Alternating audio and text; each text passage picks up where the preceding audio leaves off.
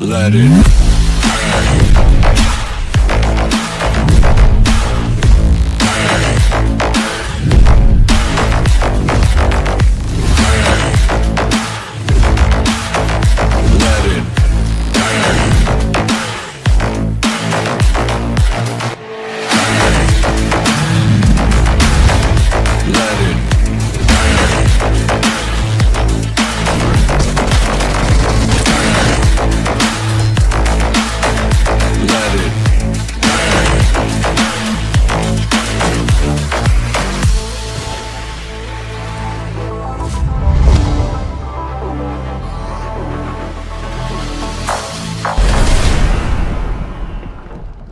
Great news!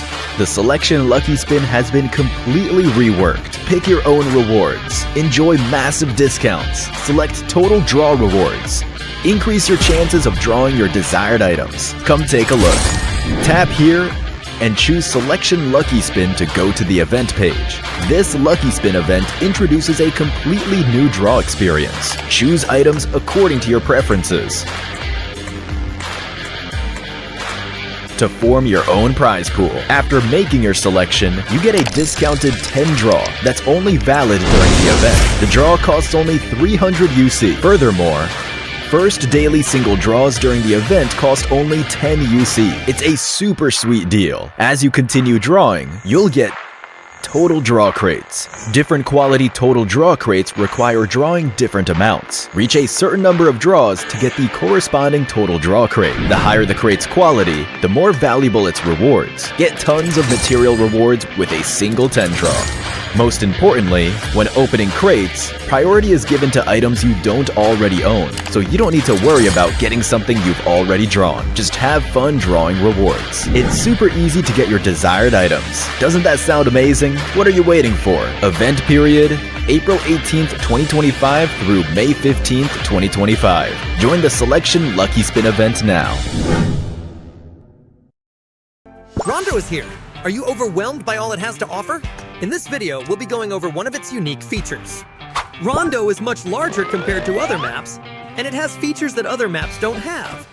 For example, in Erangel, throwing a frag grenade won't destroy the terrain, yet in Rondo, doing the same thing blasts a hole in the ground. Other than frag grenades, you can also destroy terrain with pickaxes and vehicle explosions. They each shape the terrain at different speeds. Frag grenades are the quickest. Just toss it and let it explode. Vehicle explosions are next, which also leave behind wreckage that provides cover. Pickaxes are slowest. It takes a lot of swings to dig a pit. All three methods let you create a temporary shelter to hide in, which gives you a greater chance at survival. When you're in trouble, you can rest at the cover you created. Note that in Rondo, only the ground can be terraformed. Buildings, water, and cement are indestructible. During combat, you can create a hiding space for yourself and wait for enemies to come close to catch them unawares. If you're in an open area with minimal cover, try using a smoke grenade first to obstruct your enemy's vision, then create a temporary shelter in the ground with a frag grenade before attacking. With a vehicle, you can exit it and attack it from a distance. After it explodes, use the terraformed ground and remaining wreckage to go after your enemies or rest. Head to Rondo now to experiment with this new feature.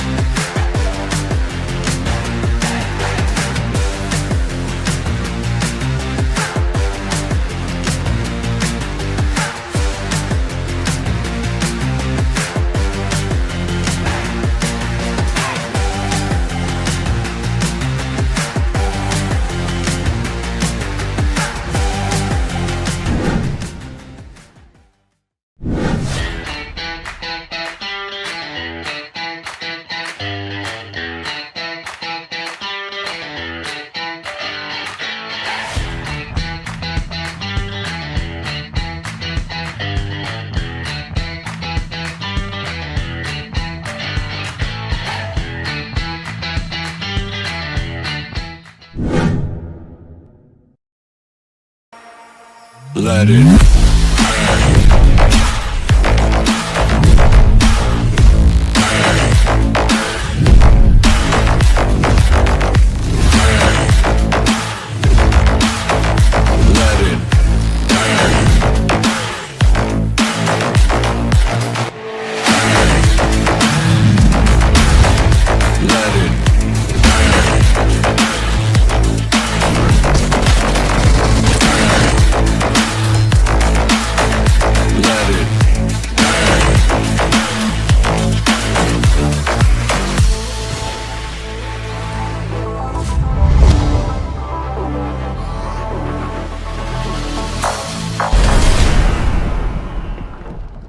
Great news!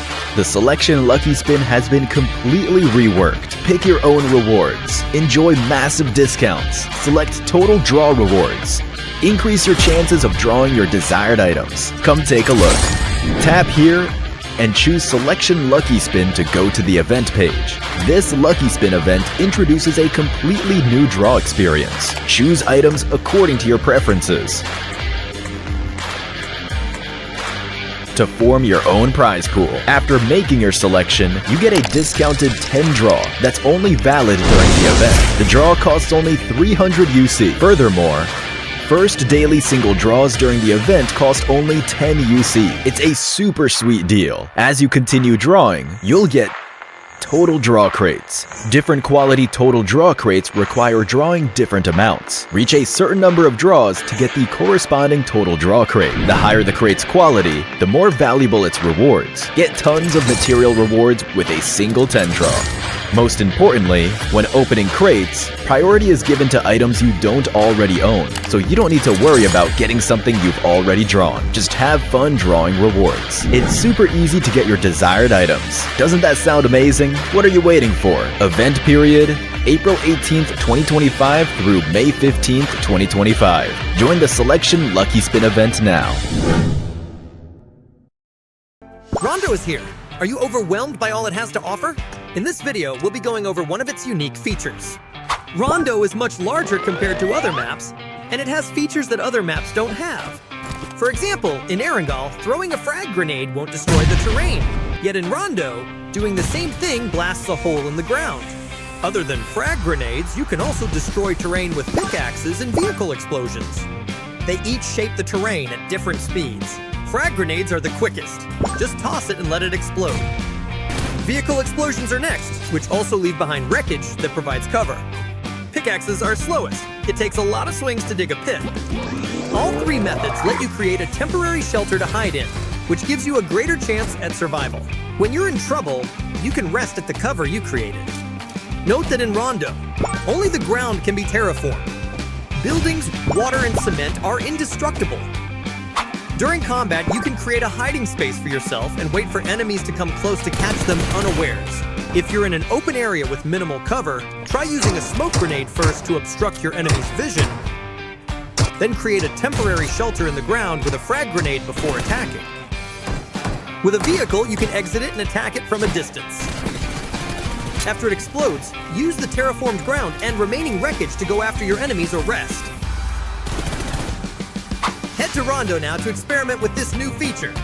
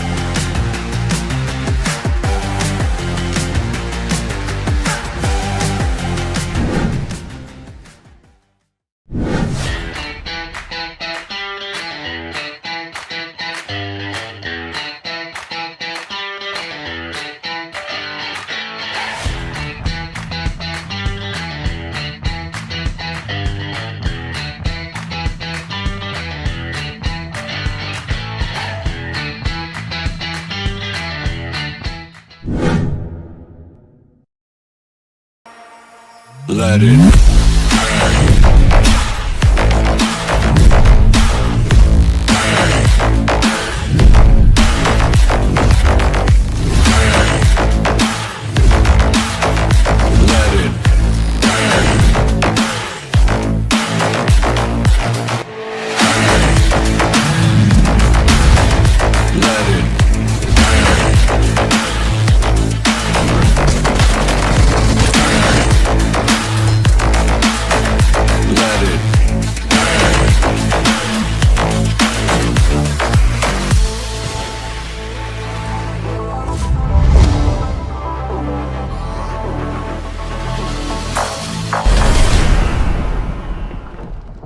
Great news! The Selection Lucky Spin has been completely reworked. Pick your own rewards. Enjoy massive discounts. Select total draw rewards. Increase your chances of drawing your desired items. Come take a look. Tap here and choose Selection Lucky Spin to go to the event page. This Lucky Spin event introduces a completely new draw experience. Choose items according to your preferences. To form your own prize pool. After making your selection, you get a discounted 10 draw that's only valid during the event. The draw costs only 300 UC. Furthermore, first daily single draws during the event cost only 10 UC. It's a super sweet deal. As you continue drawing, you'll get total draw crates. Different quality total draw crates require drawing different amounts. Reach a certain number of draws to get the corresponding total draw crate. The higher the crate's quality, the more valuable its rewards. Get tons of material rewards with a single 10 draw. Most importantly, when opening crates, priority is given to items you don't already own, so you don't need to worry about getting something you've already drawn. Just have fun drawing rewards. It's super easy to get your desired items. Doesn't that sound amazing? What are you waiting for? Event period, April 18th, 2025 through May 15th, 2025. Join the Selection Lucky Spin event now. Rondo is here. Are you overwhelmed by all it has to offer? In this video, we'll be going over one of its unique features. Rondo is much larger compared to other maps, and it has features that other maps don't have.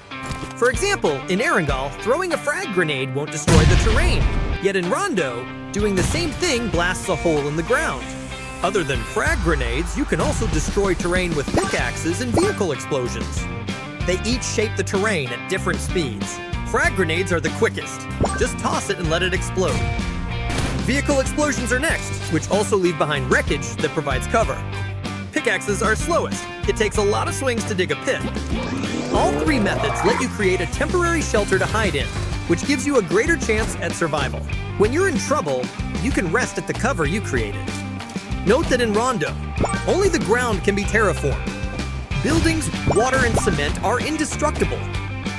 During combat, you can create a hiding space for yourself and wait for enemies to come close to catch them unawares.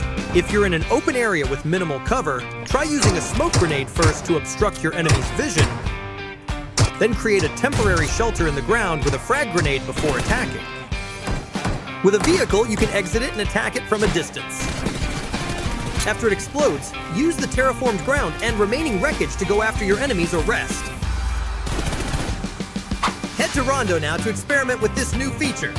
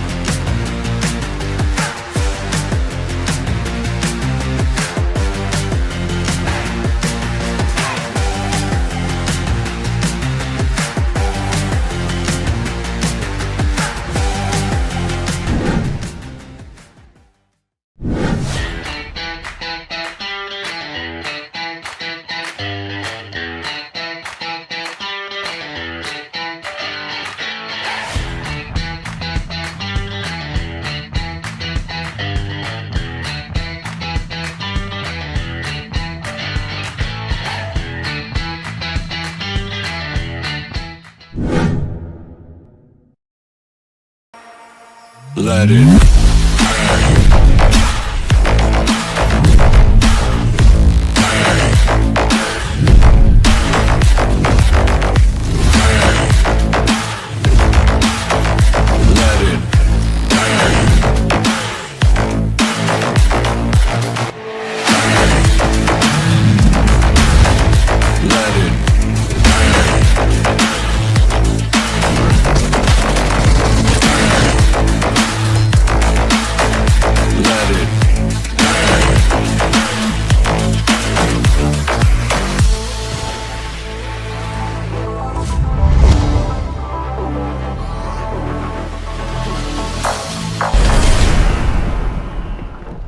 Great news! The Selection Lucky Spin has been completely reworked. Pick your own rewards. Enjoy massive discounts. Select total draw rewards. Hey yo, what's up? Good evening, South Asia. Welcome to the PMNC South Asia Playoffs, where the region's best PUBG Mobile teams, of course, battle it out for supremacy. My name is Red Queen, together with Torix, and we will be your casters, serving you the juiciest chicken dinner there is here. Thank you so much, first of all, Red Queen, for the wonderful welcome. And yes, we are back once again with the PMNC this time around at the National Championship South Asia Spring 2025, ladies and gentlemen. This is the start. This is the beginning for all the action that is about to occur throughout the year, as this is the first step that the teams are going to take into the 2025 of the esports challenges and everything. But yes, this is the playoffs, first of all. And during the playoffs, we do know some teams have a decent chance of securing their positions into the grand finals. We might see some old names, and we might see some new ones on top of that as well. Yeah, I'm pretty excited, of course, at how well these teams are going to perform for us this evening. It's going to be the usual format wherein we're going to see them play it out all through 6 matches for today. I do know some of the big names we have here inside the lobby, and I'm curious to see about the some of the dark horses, so to speak. I know that you guys have seen the showdown that happened not too long ago. I'm pretty sure you've watched it as well, Torix, the PMGO. What can you say about the PMGO?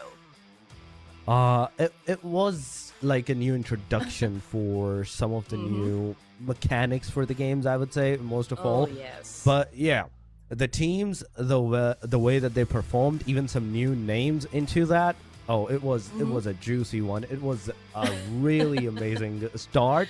And I would say I'm kind of excited for even the PMNC South Asia to like have that same kind of juiciness for that. But going into the total format, we started with PMNC Nepal, from which 12 top teams made their name into the online playoffs. Then we have PMNC Maldives, out of which only 4 got into the online playoffs as well. And last but not the least, it was the South Asia wild card. Once again, it is the 4, so it was a 12-4-4, out of which now these 20 teams will be playing against each other for the next 3 days, or maybe it's 4, 17, 18, 19, 20. Yeah, that's 4. Sorry, I had to count a little bit, ladies and gentlemen, but yes, 4 days of action.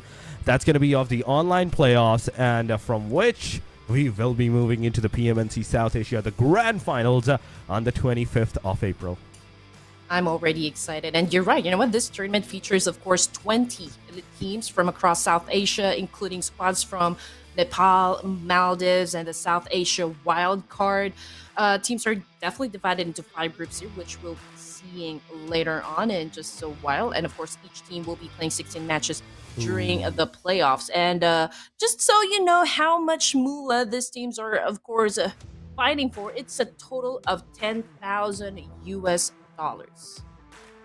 That is a big amount, considering this is just the start of the complete year. So 10,000 right now for this playoffs. It is a total prize pool, I would say, but we have the first position getting a US dollar of 2,500. Second position gets a 1,500. That's still a decent amount, more than 1,000. Third place also get 1,000. So if you're in the top 3, you're good to go. Then on the 4th place, the hides get a little bit down. We have 800, 5th place gets 7, 6th place gets 6, 7 for 500, 8 for 400, 9 to 16 all the way up. You could see the prize pool distribution over there, but the participating teams, the teams that we all wanted to know, which are the names, what are the names? 12 from the Nepal, 4 from Maldives, and 4 from the PMNC South Asia wildcard right now on our stream. I'm just looking at the teams here, and of course, there are some of those that really stand out. I mean, we have to also mention like DRS. We got Train to Kill, from Nepal, who's always been known for their strategic gameplay. We also got Mystic Destiny and LOD Nexus from the South Asia wildcard, bringing the intense competition for today's battle. Now, correct me if I'm wrong. The prize pool is $10,000 US, Torix, with the top 2 teams earning slots in the PUBG Mobile Super League Central and South Asia Spring. Is that correct? Exactly. Oh my it's goodness! Not just about the prize pool. It is that too. Oh man! So we just know that the stakes are huge, of course, and securing a spot in the grand finals means, of course, getting one step closer to the ultimate prize, which is, of course, glory, fame, and a shot at entering the PUBG Mobile Super League. And of course, the map schedule, this is how it's going to go down for this evening. We're going to kick things off in Erangel, followed by Miramar, and then in between, which is, of course, a little unusual for me, we're going to have the battle in Sanhok. So that's the juicy patty right in between that hamburger, right? Talking about food now. And you're making me hungry for some reason. I don't know why. But yeah, I kind of wanted to see some more action into the Sanhok, but we're only going to get one of each and on every single day. So that's one thing that the teams do have to specify on how they're going to play their Sanhoks. And depending on that, how they're going to utilize their Erangels and the Miramars accordingly. Because you have the first 2, Erangel and Miramar. The first Erangel and Miramar where you can like test the waters of the day, try to like get accustomed to the fact. Then on the Sanhok, you can try to like be a little bit on the over aggressive side to see what the other teams are gonna do. And from the other point onward, the second half phase of the Erangels and the Miramars, you can like use those knowledge for the previous maps to like accommodate yourself into the second half phase of the game. All I know is that it's a reset for today. Everyone starts at a clean slate. I know that, this team's participating in the lobby for this evening definitely worked hard, have gone through grueling matches just to make sure they secure a spot here in the playoffs. So I want to see some explosive gameplays. That is what I came for, Torix. And that you shall get. I have high hopes for this. The teams will be showing us a lot of like those juicy gameplays and all those bang booms, the grenades, the utilities. I need everything in one pack, in one single map, please, for all the teams, because it's not just about the single region that's fighting right now, Andy. It is the 3 different regions. It's the South Asia wildcard, it is the Nepal side, it is the Maldives. These 3 regions are actually going to get against each other, whereas even though I would say Nepal has a higher chance of cementing themselves because of the sheer numbers, but still the other regions, the other areas like Maldives and the South Asia wildcard teams, they will be showing a really amazing start. But here we go. Without any further ado, ladies and gentlemen, we will be going into our first match of the day, and that is off the Erangel, the one and only. The first match is on its way. We can see the plane line from Zarhi all the way down to the military base island. The OG map, the bread and butter for most, if not all of the teams that we see here participating tonight. And I do see military base right under the flight path, so I'm curious if we're going to see a circle ending in the military base. Maybe now or eventually, we don't know. We've still got, a couple of the rankles coming in for tonight. And the qualifiers have definitely set the stage here towards for an electrifying playoffs where the top teams from Nepal, Maldives, and South Asia wildcard are stepping up to prove they've got what it takes to survive the next. I mean, names like DRS, VENRC Esports, and of course, a Train to Kill will surely bring their signature styles. And speaking of signature styles, well, the Circle have gone to the Far East. We have like 20% water there, but I think it's okay. But as for ASC, man, Zio is kind of popping off right now.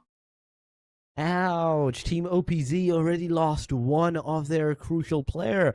Team AEROMACY, ASC, they What? did do a really good start, I would say. Team RLX as well. But here we go, T2K, as they've already lost one of their own players as well in this Severny tussle. Now the three players have to do something, either leave the premises or take that fight head on, because the majority of the Severny area is kind of right now in the hands of the team RLX. So taking the fight here might not be a good advantage for you guys, and you might be better off getting away, moving out of this premises, moving out of this area. So that might help you. But here we go on the other side, and the hospital area, we can see AEROMACY official versus the team OPZ. Two players already down. Zero is looting the premises, but Venom, oh my god, this can be crucial. This can be crucial. Venom could have had that first second elimination for his team, and the second for his name as well. But here we go. Zeo is going to be the one that's going to take Mosh down, and in return, OPZ down to the very last guy. This is not looking good for the team OPZ, and in a short while, we might see our first full confirmation of the team. Well, it's a good thing for AEROMACY official. I mean, Zayo already with 2 points here in his pocket, definitely doing great here. But as for the other team, man, they will have to come back strong in the second match. But anyway, we've got 2-2 T2K. As you all saw just a while ago, Ignis was the first one to take a hit, and now he is back in the lobby. But I'm pretty sure he's still staying in the communications just to make sure that the rest of the team here will make it through the this first clash down here at Severny. 3 is still a doable number, but we can see that they've already knocked down at least one player from RLX from the opposition side. So True to Love is now making his way to another angle here. Let's see if he can be successful at bagging a point. But look at Agile. Making the fight on an equilibrium term is a really great advantage right now. And judging from the point of view of the Severny region, look at the team RLX. There's only one guy. Thabs is the only guy that is actually into the city. I don't know where the rest of the team RLX is. We don't know there. But here we go. We saw them, a glimpse of them into the very back, getting their cars into the area. But this can be crucial. This can be detrimental for them, because T2K, they have a clear advantage, clear vision against them, and the players could have been taken out of their own cars. But no, the players saves themselves, and right now it is a 3 versus 3. Once again, RLX versus T2K. All right, let's see. Standoff is definitely happening between these two teams. T2K needs to be a little careful, though, because Dill right here has a pretty good angle to begin with. Jaya is pretty low in HP, but he is the one pretty close with another player. Here we're not seeing any hard push just yet, although I am definitely seeing some sort of like an exchange of nades coming from both of the teams here. But then again, I'm like both of the teams are maybe gauging the situation, and nobody wants to make mistake, at an early onset. That is true. Nobody wants to make a mistake, especially at this point. Come on.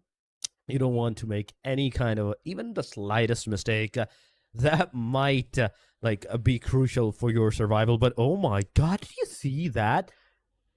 First, it was OG to Turulov, then Turulov to Ajaya. That first aid kit, a transferation? I don't know exact word, but those throws of that first aid kit was on the next level. This is what you call you shall be served whatever you need at this point, sire. But RLX, T2K, the fight might not ensue for maybe a little bit longer, as both of the teams are just waiting for the opportunity that other team might provide them. The other team might be overstepping first, but nobody's going to do that. Nobody's going to do that. But Nope. Adela, come on. No, you're not supposed to do that. OG has an exact angle on you, and if you show your face even the slightest bit, that might be your demise.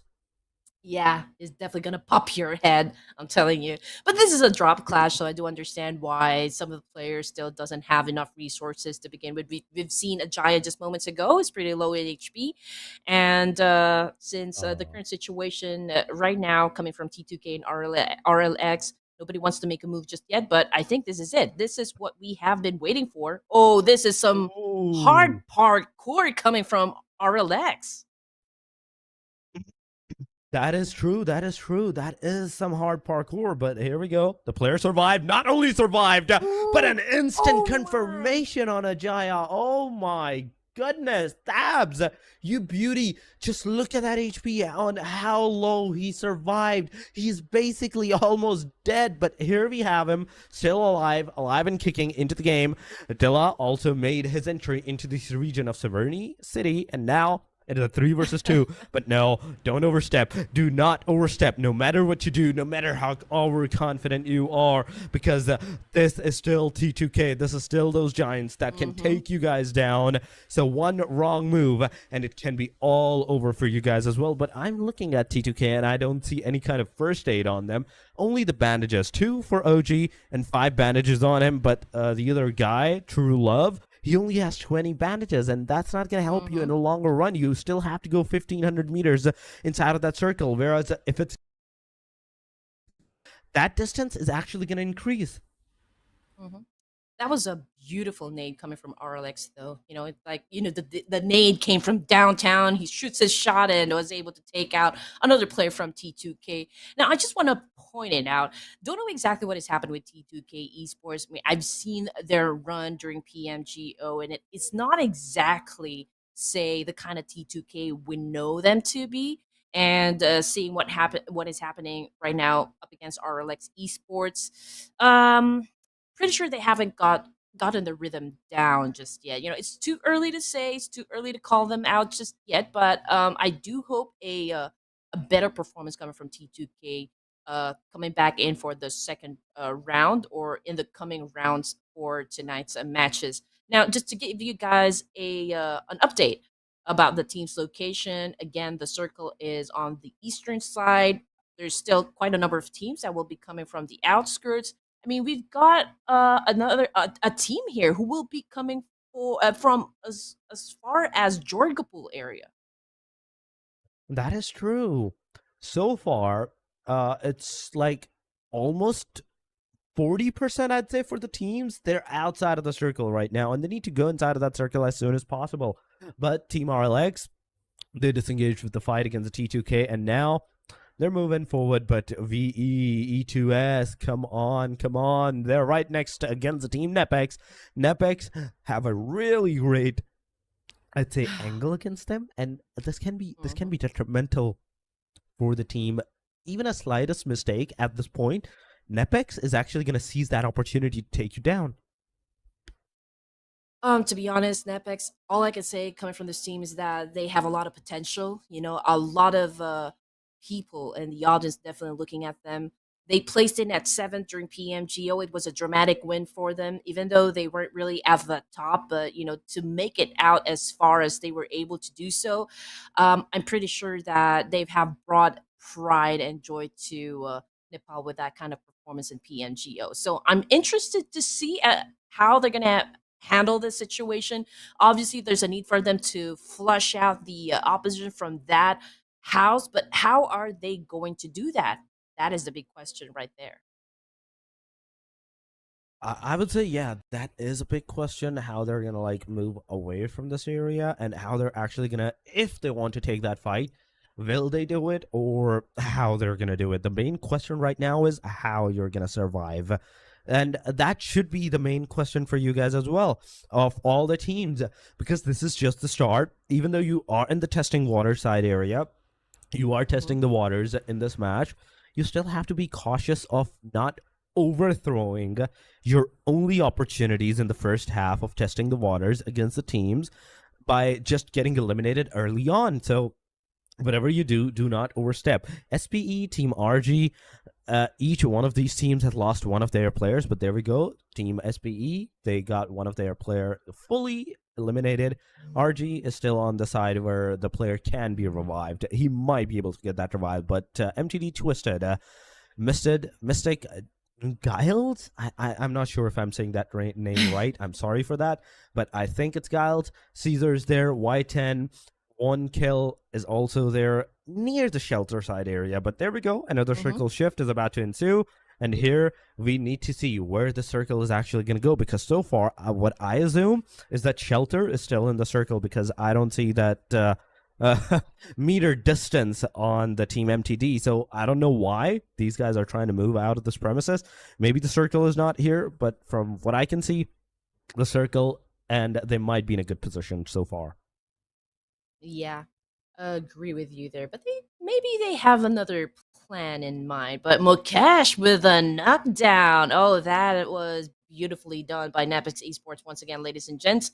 And a while ago, we just saw Tribe AEROMACY emerging victorious from a clash, but with an accurate shot here coming from Mukesh, NEPX Esports was able to bag their first elimination point. And you know what they say when it comes to like going through the first match in any tournament. It's more of like getting acquainted with one another, right? And this is more of a warm up, for all the teams Oh. here, if not also. Let's see what's going to happen because the kill feed is now lighting up. It is lighting up. The kill feed's lighting up. The right side alive counter's lighting up. Everybody is getting eliminated at this point. Some players are getting more eliminated, like 2 or 3 players of their teams. So far, what I can see the most is a 2-player elimination that is on the T2K. But here we go. Ooh. Mukesh, you beauty, with that amazing spray. He managed to get that knockdown, but instantly that's also a knockdown on his side as well. So whatever he did, it happened to him too. So it's a tit-to-tat. NEPX Mukesh, you need to get that revival done as soon as possible, as Rex is kind of like into the far behind backside. AST, Tribe AEROMACY, they have a good opportunity to rush on this area, rush upon on these teams, get that casualty done, confirmed on the players. Rex is the only one that's trying to give out the cover, so it's a 1 versus 3 at this point. You can go, you can push, but no. Team Tribe AEROMACY, they're not going to push. They're actually going to like cement themselves into a safer side area, move out of this premises. But here we go. HAINA Esports gets eliminated in the meanwhile by Team LOD. Tribe AEROMACY live to fight another day. It's a great thing that Rex has a very good angle to work with. He definitely bought a lot of time, for the rest of the team to recuperate from that situation. I mean, it paved the way for Domain to actually pick up his teammate. And so they were able to keep 3 of their members, of course, for NEPX. And they can definitely be at the latter stage of the game here. 14 teams remaining. We're looking at VEF at the moment. There's still a complete squad here. Was able to bag 1 elimination point.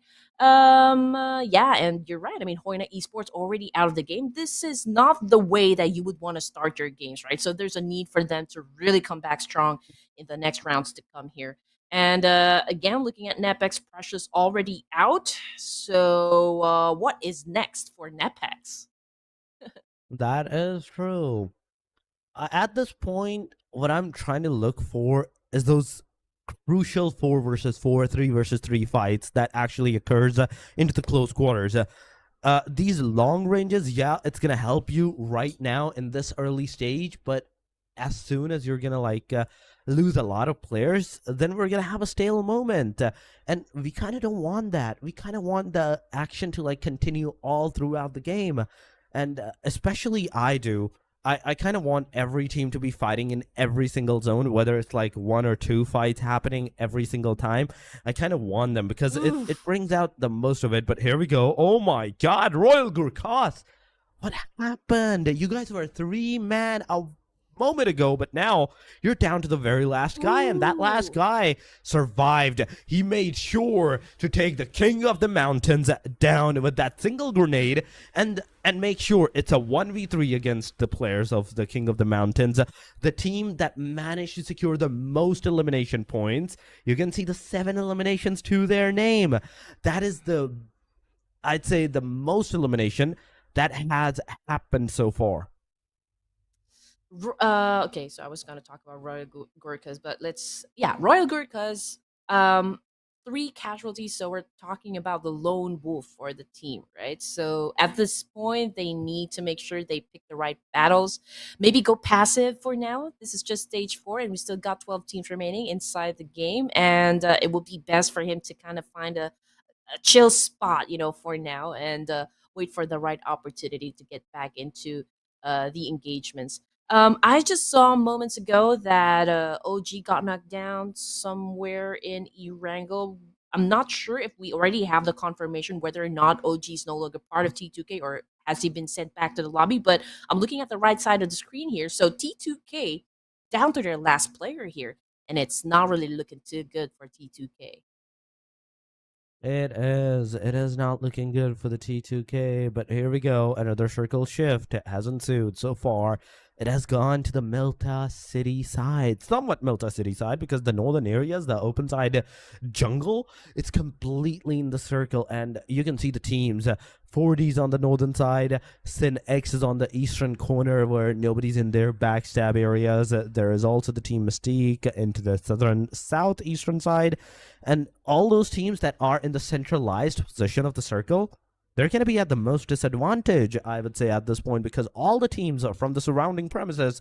They're going to be the one that will push up against them. LOD Nexus, come on. He came here to get that airdrop. He did, actually. He did. He got that level 3 vest. He got that level 3 helmet. And now he's moving back to his own team members. And this is huge. Getting that airdrop, getting that level 3 vest helmet at this point in time, in this stage of the circle, is a crucial one. And it's going to definitely help you and your team to survive even more. But here we go. The circle is about to shift once again in 3, 2, and 1 second, and we might see some major shifts from the circle, because 273 meters away from the Syndicate side, that means it has kind of gone towards the western region. High risk, high reward, baby. That's the name of the game here. And we've seen the location of NEPX just moments ago. They do have an area to themselves, right? So they do have this gatekeeping opportunity where they can prevent, some of the teams to pass through that certain location, that particular spot right there. They're onto the northern side, pretty close with Tribe AEROMACY. So I do wonder if these two teams will then decide to check each other out, maybe have some exchange now and then. But given the situation, I feel like, Tribe AEROMACY now has the potential to score some points here. But that is if they can be successful at defending this spot. Oh, come on. Come on. You were so close, and yet you're so far. Got knocked down right at the very entrance and got eliminated by a different team. This is an ouchie that happened to you. AST, now back to 3-man standing. 6 eliminations so far. They're throwing their grenades against the team 4DM.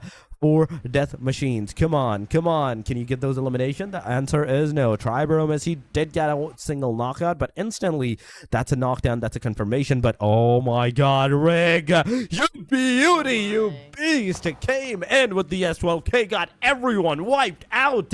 It's another elimination of the team. 9 eliminations for the team Tribe AEROMACY. 3-man still standing into the game. Tribe AEROMACY 0. Come on, now it's your turn. Go. Oof. Get those eliminations. Get those confirmations against all the players. That's 11 so far. What we can see, 4 death machines. They have been out of this match. LOD's in the front lines as well. Zil, you have the best angle, but not the circle. The circle is the only crucial factor you should be facing right now. But Zil, can you get into the circle? Can you get inside that circle right now? This is the big question, because you are kind of stranded and kind of like overlooked from both 2 angles by 2 different teams. All I can say is that AS is definitely having a grand time here, but man, okay. Zayo has now been sent back to the lobby, but not without bagging 11 points for the team. Holy moly.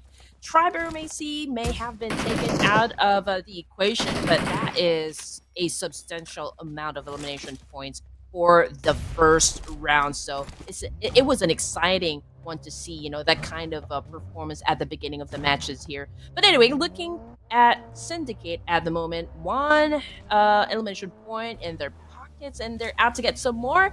At this moment, they're going up against Mystic right now, and man, he just caught a nade to the face, and that kind of seals the deal. He's out of the game, and he's got Rolex over here trying to find an angle, but unfortunately, man, he cannot find one. This is a big question. He cannot find any angle, and he tried his best. I have to give it to him. He tried his level best, but couldn't succeed at that point. But Team Syndicate, Zen, the final hope, the final guy right now against the team MYSTC. Mystic, come on. A single wrong move will mean your demise, and a survival might mean you might be able to get into the top 3 areas, but Royal Dragons? What? Did my eyes deceive me, or I can see 2 players in the circle and 2 players still roaming outside for some reason. I don't know why, but they need to get inside that circle as soon as possible. But here we go. NEPX versus LOD. It's definitely going to happen. Both the players are looking against each other, looking at each other right into the eyes. The one that's going to overstep, that's going to overpush to see and get an angle, he will be the one to get eliminated from this point onward. So, Mukesh, it's up to you. On the other side, LOD, Kiddo, it's up to you. Whatever you're going to do, do not overpush. Do not overstep your boundaries, your safe side areas. That might put you in a disadvantage. Yeah, NEXUS definitely putting some pressure up against LOD, which is, of course, understandable. They would want to make it hard for them to get through the safe zone here, but I believe that they're not the only team actually making it hard for LOD to get inside the safe zone. There's another team that's pretty close by, and they're also having a kind of a trade-off. Now, Royal Dragon haven't put out any numbers just yet, but there's a team that just passed by through them, and I believe those come from ROX. They're doing some massive spray, but couldn't find the target here. I believe it was LOD who actually bagged the point from that trade-off. It is the top 8 so far, and this is the big stage. This is what I'm looking at, and I'm amazed by these teams, that top 8 teams are surviving in this small of a radius of the circle, and for even some reason, even though they're super close against each other, they're still, like, not getting eliminated for some reason. Syndicate, there we go, by the hand of NEPX, they got wiped out. Team RLX, still, oh, you beauty, you could have got that second elimination too, but no, you kind of missed that shot, and it's over. 2 teams back-to-back. It has been elimination on their side, but now we're down to NEPX, Mystic, LOD, RG. There is the team RD and Wet M7 at this point. The top 6 contenders, and judging by those elimination and the survivability, 3 eliminations for RG and LOD, but just on the single man surviving. This is not a good start for them, or even a good ending for them, because even in the top 6, you're not going to get a lot of survival points. Even though you were surviving for the past 24 minutes, you're only going to get 1 or 2 measly points for yourself, and this is not enough. With those number of eliminations that you have so far, it's definitely never going to be enough. So make sure you survive a little bit more before getting eliminated, or getting into the top 3 is going to be your top priority at this point. VE2S, they're down to the 4-man. They're still a 4-man. The only team aside from the team Royal Dragons with a 4-man. But me and my big mouth, the moment I say one player gets knocked out of the team VE. But there's still time. There's still time for a quick pickup to happen. Now, out of the 6 teams, yeah, we're going to be talking about, the number advantage. Obviously, it's Royal Dragons and Vet M7 over here. And I do remember Claw from Royal Dragon. Man, this guy you need to watch out for. He's pretty aggressive, quick on the trigger, and pretty accurate with his aim. So, yeah, I think he was able to bag 2 points, for the team. I'm not sure if he's the only player that was able to do so, but with his kind of number, compared to the other teams remaining in the lobby, pretty sure they're gonna do great, because number advantage will always be a strong thing to have, especially when you are already part of the last few zones in a match. Now, NEPX 7 elimination points for the team here. They're pretty strong. This is how you would want to start your matches for this evening. It's a wild opening for NEPX, and just look at that, LOD bagging some points, but what a massive counter though coming from BE. That was a great shot, bagging 2 points under their belt as well. But losing one of their player, come on, Rifa, by the hand of Lod. The moment the guy was outside of the circle surviving, he was like, okay, I might get eliminated, but I'm gonna at least take 1 out with me. He did. He said and he delivered. He made sure he took down 1 of the players at the very least. But now we're down to the top 5, ladies and gentlemen. It is NEPX, 3-man, RG with the solo, Mystic with the 3-man as well. Royal Dragon, the only team now from this point onward with the 4-man standing into the game with the most survival winner prediction chance as well, because of their man advantage. VTM7. They also have, I'd say, a really great transition point and a placement for themselves as well, even if they want to like hold the position down. But Royal Dragon right now, they're getting shot down by the MTD. Caesar, come on. Caesar, I have high hopes for you. He can utilize the 3x to the maximum potential, get those knockdowns, those confirmations, because it's crucial for his team. It is the 4 elimination that he has so far, and the top 5 is the first step of the ladder. You need to get into the top 3, top 2, and from that top 2, you need to try to get yourself into the top 1. That is the winner chicken dinner position. But RD, they're pushing against the team VT M7 at this point. The grenades are definitely going to do some surrounding damage. The blow-up damage, it's there. The player did get a slight bit on the low side, but NEPX, that third-party angle. Come on, 2 down of the team VE, in fact. And those grenades are actually taking all the players out of the premises. Now it's down to the very last guy of the team VE. He gets eliminated, rammed down by the car. Oh my god, I was not expecting that to happen. Come on, I asked for cars, for grenades, for all those eliminations, and it's actually happening. The car eliminations are here. The grenade eliminations happen. The players are rushing in with the S12Ks, the M4s, and everything as well. So it's just down to the top 4. It is actually a 1 versus 3 versus 3 versus 4 scenario right now. NEPX definitely stole those kills out of Royal Dragon's hands. I mean, that third-party angle rather worked beautifully for them. And now we're looking at 9 eliminations for the team, and we've got Mukesh bagging most of it. Now, NEPX Esports, this is going to be inevitable right now. They're going up against Royal Dragons, and of course, a Twisted Mind as well. A Twisted Feather Esports. 3 points for Royal Dragon. This is a trade-off we have been waiting for. 3 teams remaining here. NEPX still continues to dominate. I believe they have the biggest chance to score the chicken dinner over here. But unfortunately, though, Rex have been shut down, and we're looking at the last player remaining here for NEPX, which is, of course, Domain. So how is this going to play out for NEPX? I just feel like they carried the same energy from PMGO back to this competition, so perhaps we are definitely going to see NEPX as a very aggressive team.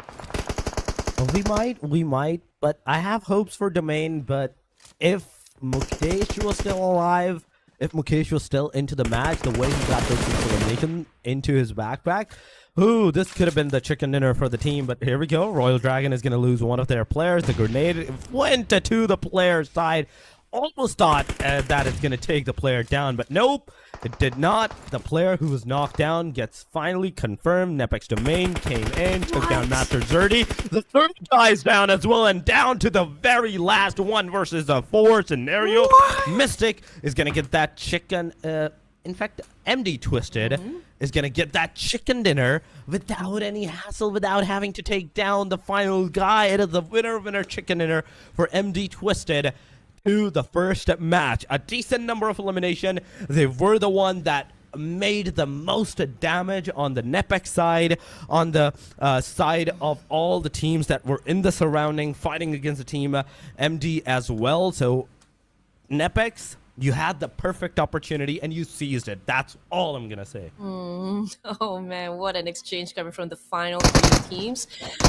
Yeah, it was a chicken dinner, and you just know that this team has been making waves with their thrilling gameplay, of course, and their habits from the PMNC round 1 have been trending, showcasing their sharp strategies and, of course, end zone fights, which we kind of had a preview just moments ago. And I really thought Royal Dragons was gonna make it as well, at least finish at the second place, because given the situation, I mean, NEPX already down to their last player. It was only Domain, but Domain still made it happen for the team. They landed at second place. It was a valiant effort coming in again from NEPX, but at the end of this match, of course, it was Mystic who took the chicken dinner, and all I can say is what a way to start our matches this evening. Mystic Destiny, they did a very great job. But you can see the highlights, you can see the teams, the way that they actually fought. RLX, even at this point, had a really decent opportunity to take down the players. But this was the fight that we were talking about. VE got backstabbed by NEPX with the car eliminations, and that was the point where Mikoish actually managed to secure his 6th elimination. MD Twisted at that point also managed to secure a decent number of eliminations, but look at Domain, how well he was fighting against the team Royal Dragons. Even at the very ending moments, he actually like stood up against all of them. You can see them, how he took down both of them, then gave his elimination to the play zone.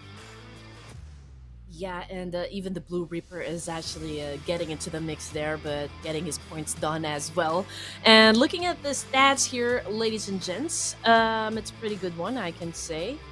Let me just put my camera here. Okay, elimination points for Caesar 2. We've got Y10 with 4 and OnKill with 1. But at the end of the match, of course, we always have to point it out that this is a teamwork that makes the dream work here. And these are actually pretty good stats here that we're seeing on the screen. So I do wonder if there are any of the teams here that could bag at least 2 chicken dinners back to back. 2 chicken dinners?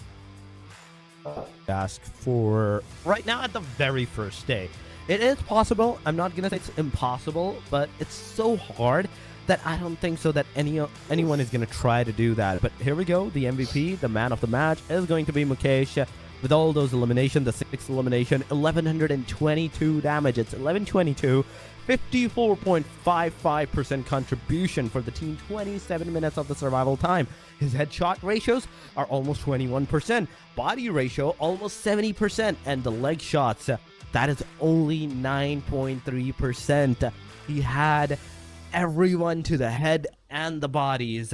The legs are the minority side, I would say, at this point. But here we go, the summary. 60 elimination. We have 8,353 healings at 59 knockouts. Okay, there was one team that couldn't get their player revived up, and that is because of 59 elimination. Throwables used. Oh, I am so glad to see that number. 236. 1 airdrop looted. We also saw that. I think it was LOD's players at that point where he got that level 3 vest and everything and just skedaddled out of there. Then we have total headshots of 13, 15 revives, and the longest elimination of 219 minutes with LOD Nexus. You know what, I just have to say that eliminating players at 20%, just hitting the head, is still a staggering number I can see on the screen here. Is pretty accurate with the aim and fast on the triggers as well. And looking at the match ranking here, ladies and gents, just in case you tuned in a little late and missed all the action, don't worry, we got you. 17 points in total, of course, set out by Mystic here. And then we've got NEPX Esports coming in at 2nd place. And just look at that, they're even tied up. The only difference that we can see on the screen is that it was Mystic who scored the chicken dinner. But hey, I think it's also right that we do recognize the valiant effort coming from Tribe AEROMACY as well. I mean, it was a great back and forth situation just moments ago. You know, the way that they handled each engagement from the get-go, I think it was handled pretty awesome, especially Zaya of Tribe AEROMACY. I mean, 11 in total for the team itself. That is quite a lot, you know, for a first match. It is a decent number, because we even saw Tribe AEROMACY did a 1v3 multiple times at multiple occasions on some areas. But here we go, the second page, JUTTI squad with 4, we have RLX with 3, Syndicate 2, 4 Death Machines 2, T2K with just 1, and then we have SHREEPECH Esports 0, OPZ Esports with 0, and HAINA Esports with 0 points as well. These are the 3 bottom line teams that did not manage to secure even a single point to their name. And starting off as 0 points, it's not gonna hurt you that much, but keeping this consistency into the next matches, that might be something, a no-no you want to say for yourself. That might be a no-no for you guys. But yeah, you have to try into the next matches on how you're gonna like perform, because after this Erangel match, we will be going for the Miramar, the one and only, the biggest map, the largest map of them all, the 8x8, the longest, slowest paced map whatsoever. And Queen. I'm excited for the Miramar, the transition between Erangel all the way to the Miramar, the teams, their pace, their momentum, everything. I want to see it right now.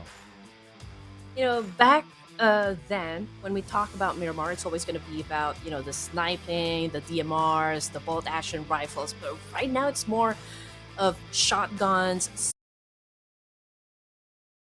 stuff as well, with massive fire coming from those ARs as well.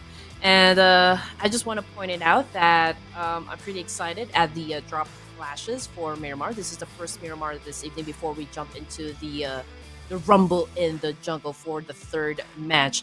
And just moments ago, we've seen, you know, the match rankings during an Erangel. I just want to point it out that, you know, T2K, yeah, they did score only one elimination point, but T2K, they've always been known for their, you know, aggressive play style, and T2K has been a strong contender in South Asia. They performed well in the PUBG Mobile Champion Battle Season 3, so I am confident enough to say that we will definitely see a strong comeback for T2K. We might. We can only hope, and it's up to the teams to like do that, or the other teams to like stop them from doing that. In fact, at this point, so exactly that stop, that block. You have to make sure that nobody's coming above you at this point. You are the champions of the day number one, because if you cement yourself into the day number one in a decent position, then I would say you can safely start your day number two with a decent number of points, with a decent pace. Even a slow pace might be a good for you guys. But right now, after the first match, before transitioning into the Miramar, we will be going on a short break, guys. Do not go anywhere, stay with us, we will be right back.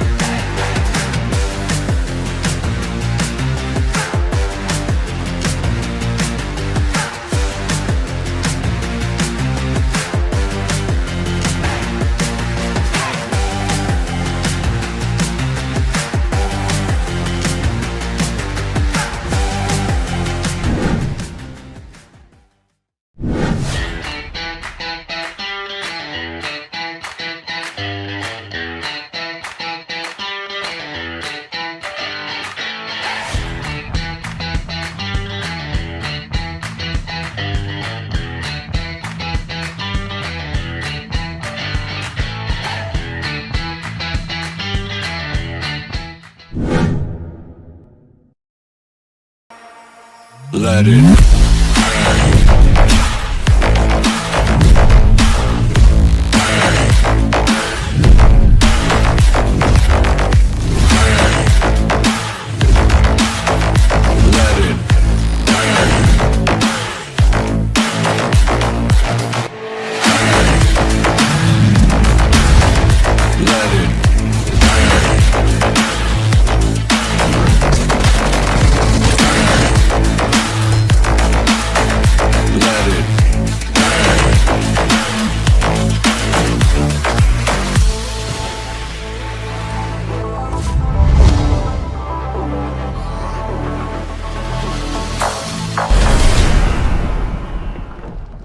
Great news!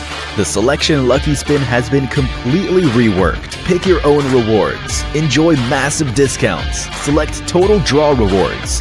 Increase your chances of drawing your desired items. Come take a look.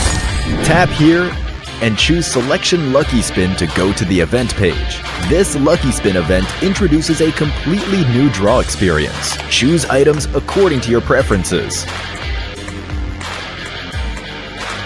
To form your own prize pool. After making your selection, you get a discounted 10 draw that's only valid during the event. The draw costs only 300 UC. Furthermore, first daily single draws during the event cost only 10 UC. It's a super sweet deal. As you continue drawing, you'll get total draw crates. Different quality total draw crates require drawing different amounts. Reach a certain number of draws to get the corresponding total draw crate. The higher the crate's quality, the more valuable its rewards. Get tons of material rewards with a single 10 draw.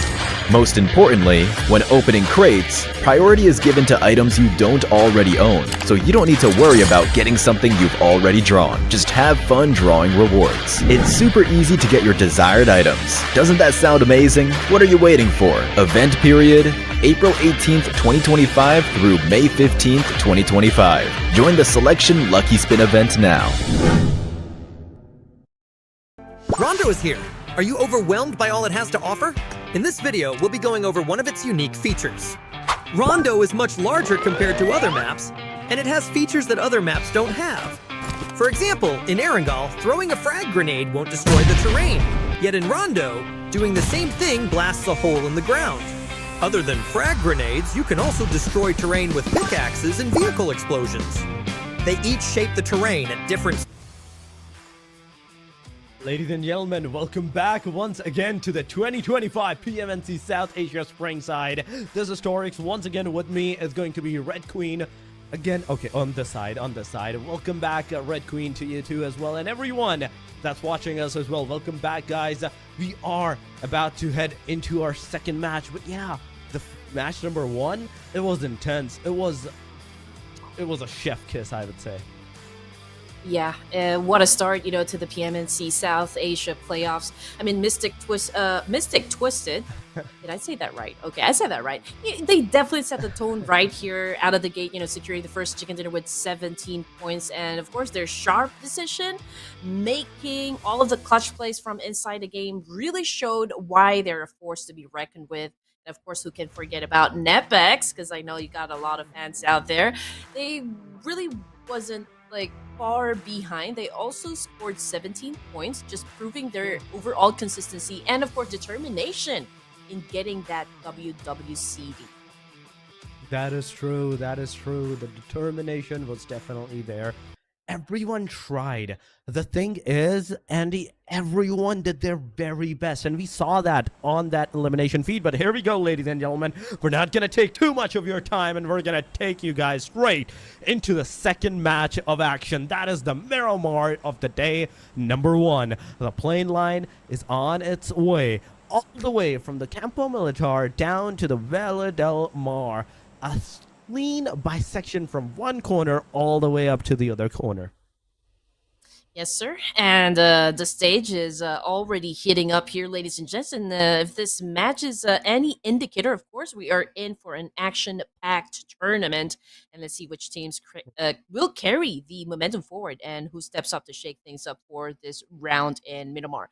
Now, I also want to just get back to the performance just a while ago. Tribe AEROMACY as well. They came in swinging, bagging a load of elimination points as well. Their aggressive play style definitely spiced things up. So I do wonder if this is going to be the same thing. If this is going to be the same energy coming from a Tribe AEROMACY as well. Or are they even playing in this Miramar round? Because I do see other teams coming in to play here. So perhaps we'll see them in the next one. But Los Leones, Torix is getting highly populated. Well, you're pointing out the facts that I keep forgetting most of the times. This is the round-robin format. It is 20 teams. Some teams will not be playing right now, and this is a huge for all of them because now some teams might have a chance to start their engagement, like CTRS in this match at the very least. Tribe AEROMACY once again into an early stage fight. Come on, went a full fight, did conquer it, get that confirmation. Oh my god. Tribe AEROMACY, ouch. Ouch. Was that necessary, UNM? I don't know. Maybe a clash drop, yes. But 3 eliminations, that's all they care for right now. Yeah. Strong start again for Yep. Tribe AEROMACY, bagging 3 elimination points right off the bat here. Can't say the same though for the side of OPZ because we're looking at 3 Again. casualties and it's at the beginning of the match. So I don't know what kind of trick they will have to pull just to make sure they get into the latter stages of the game here. But as for Tribe AEROMACY, in Erangel, they were pretty aggressive, just like what I mentioned a while ago. They came out swinging, and I feel like it's it's the same thing for Miramar. That is true. That is true. But same is the situation for the team OPZ as well, because even in the last match, they were the first one to get fully eliminated. But this time around, at least a single player is surviving. Paradox is alive, so the chances are he might be that key crucial factor for the team that might be able to get some decent number of at least the position points, because right now I would say getting into any kind of engagement, any kind of tussle would be an absolute meaning of death at your end. You're not going to survive that. You're not going to survive the fight against the 4 players that might rush up on you, even if you take down one of them. So it's not worth the risk. It's not worth the risk. Just survive. Just try to stay safe, because it's Miramar. You can stay safe. There are mountaintops. There are those ridges. There are those small shack areas that you can hold yourself, get yourself into a comfortable position. But here we go. DRS. Once in this match, the first match of their day as well. So going straight to the Hacienda del Patron, getting that golden Mirado, that paper golden car, the golden foiled car. I don't know, because it's paper, it's a car. I don't know what should I name it at this point. Ooh, yes, DRS Gaming, the Nepali powerhouse, has been consistent in regional tournaments. I mean, they recently secured first place in the PUBG Mobile NEPX Showdown and PUBG Mobile Horror Showdown, both C-tier, of course, events earlier this year. They also placed 5th in the PUBG Mobile Himalayan Clash, which is a B-tier. Now, we haven't really seen much of DRS lately, so I believe this is the first tournament that passed it, with the DRS coming into play here. And I'm not exactly sure what kind of surprises they have in store for us, but I'm pretty sure it's gonna be explosive. Coming into Miramar, and I would just like to back what you mentioned a while ago. I mean, this is not the way you would want to start the game, right? I mean, you mentioned that DPZ in Erangel, they're also the first team who have been taken out of the equation, and if they're not too careful, since they're down to their last player, it might happen again for Miramar. And obviously, if you are on the losing streak, okay, if things have not been going right for your team, there's a need for you to kind of sit down, have a quick meeting, and just talk to each other. Okay, what could have we done in this case, or like what could have we have gotten right? What do we need to change? I mean, they obviously need to recalibrate, their strategy and overall tactics in this competition, because this is not just, like fun and games anymore. I mean, we're talking about the real deal here. This is an official tournament, and there's a need for them, or there's a demand for them to actually perform. That is the thing. All the mistakes that you could do, you're past that point. You're in the officials. This is a time where you're not supposed to make the mistakes, but the one that you have already done, you have to learn from this and implement the solutions for that over here. Loco from KDM, Killer of Mountains, KOM. In fact, KOM, all the 4 players. There's Pick Up, there's Kyo, there's Loco, there's Hang. All the 4 players, we couldn't see them early into the first match because they were also one of the few teams that got early eliminated with not a lot of points, I would say, because so far it is still 0. It is 0 for this match with 7 for the previous one, a total of 7 points that they have got secured so far. So at this point, KOM, they're kind of outside of the circle from what I can see. 961 meters, and it's Miramar, so you can definitely say that 900 meters is a long way to go, no matter how you look at it. But here we go. OPZ, the last guys finally, once again, against the Oh, players, and man. VE, Sisti is definitely going to go get that confirmation. It's over once again for the team OPZ. Again, the first team to get eliminated into the match number 2, unfortunately. I mean, seriously, what can you do in that situation? You're left all alone to deal with business, right? All the teams, or like all of your teammates, back in the lobby, and there's a full squad coming at you. They're smelling blood, and they're, looking to really get some scores done. And all you can do is just really pray to the PUBG gods that they may guide you in how you will be approaching that battle. But unfortunately, of course, it is overwhelming for just one person here, so understandable. I do hope OPZ can come up with a more effective strategy and overall tactics, in this competition. After all, it's too early to say anything just yet. It's still anybody's ball game since we are just at the second match for the playoffs. This is the second match of the playoffs, and the first stage is about to close down, ladies and gentlemen. The first circle is about to take its shift. Get ready for it. Get ready for it. Some teams are going to struggle. Some teams are going to be chilling in the circle, like AEROMACY, Team RG, HAINA. And looking at the very western corner, there is the Team SPREEPECH Esports that can actually brush up against a team of VE from the backside. They can give them a backstab, but DRS is also entering the circle from the San Martin area. There's the Mystic from the last match, Chicken Dinner Takers, the last match winners in the circle corner as well. But T2K right behind them. All the teams that are right now at the eastern corner, I'm kind of afraid for them. I'm kind of scared for them at this point, because at any point, either they can be the one to take down the teams that are entering the circle, or they can be the one that might get taken down from the teams that are coming inside. It goes You're both ways. absolutely right. I mean, it's like a tsunami of teams headed towards your direction, right? San Martin will definitely be highly populated anytime now, so it's just a matter of like how good you are at like, Hiding? defending that spot you're holding on to. So it can be hard. You need to be able to set some sort of like a safe perimeter for your team here to just know exactly where your opposition will be coming around, like from which direction are they coming from. But it was like, I mean, we're looking at like a substantial amount of teams in the same area.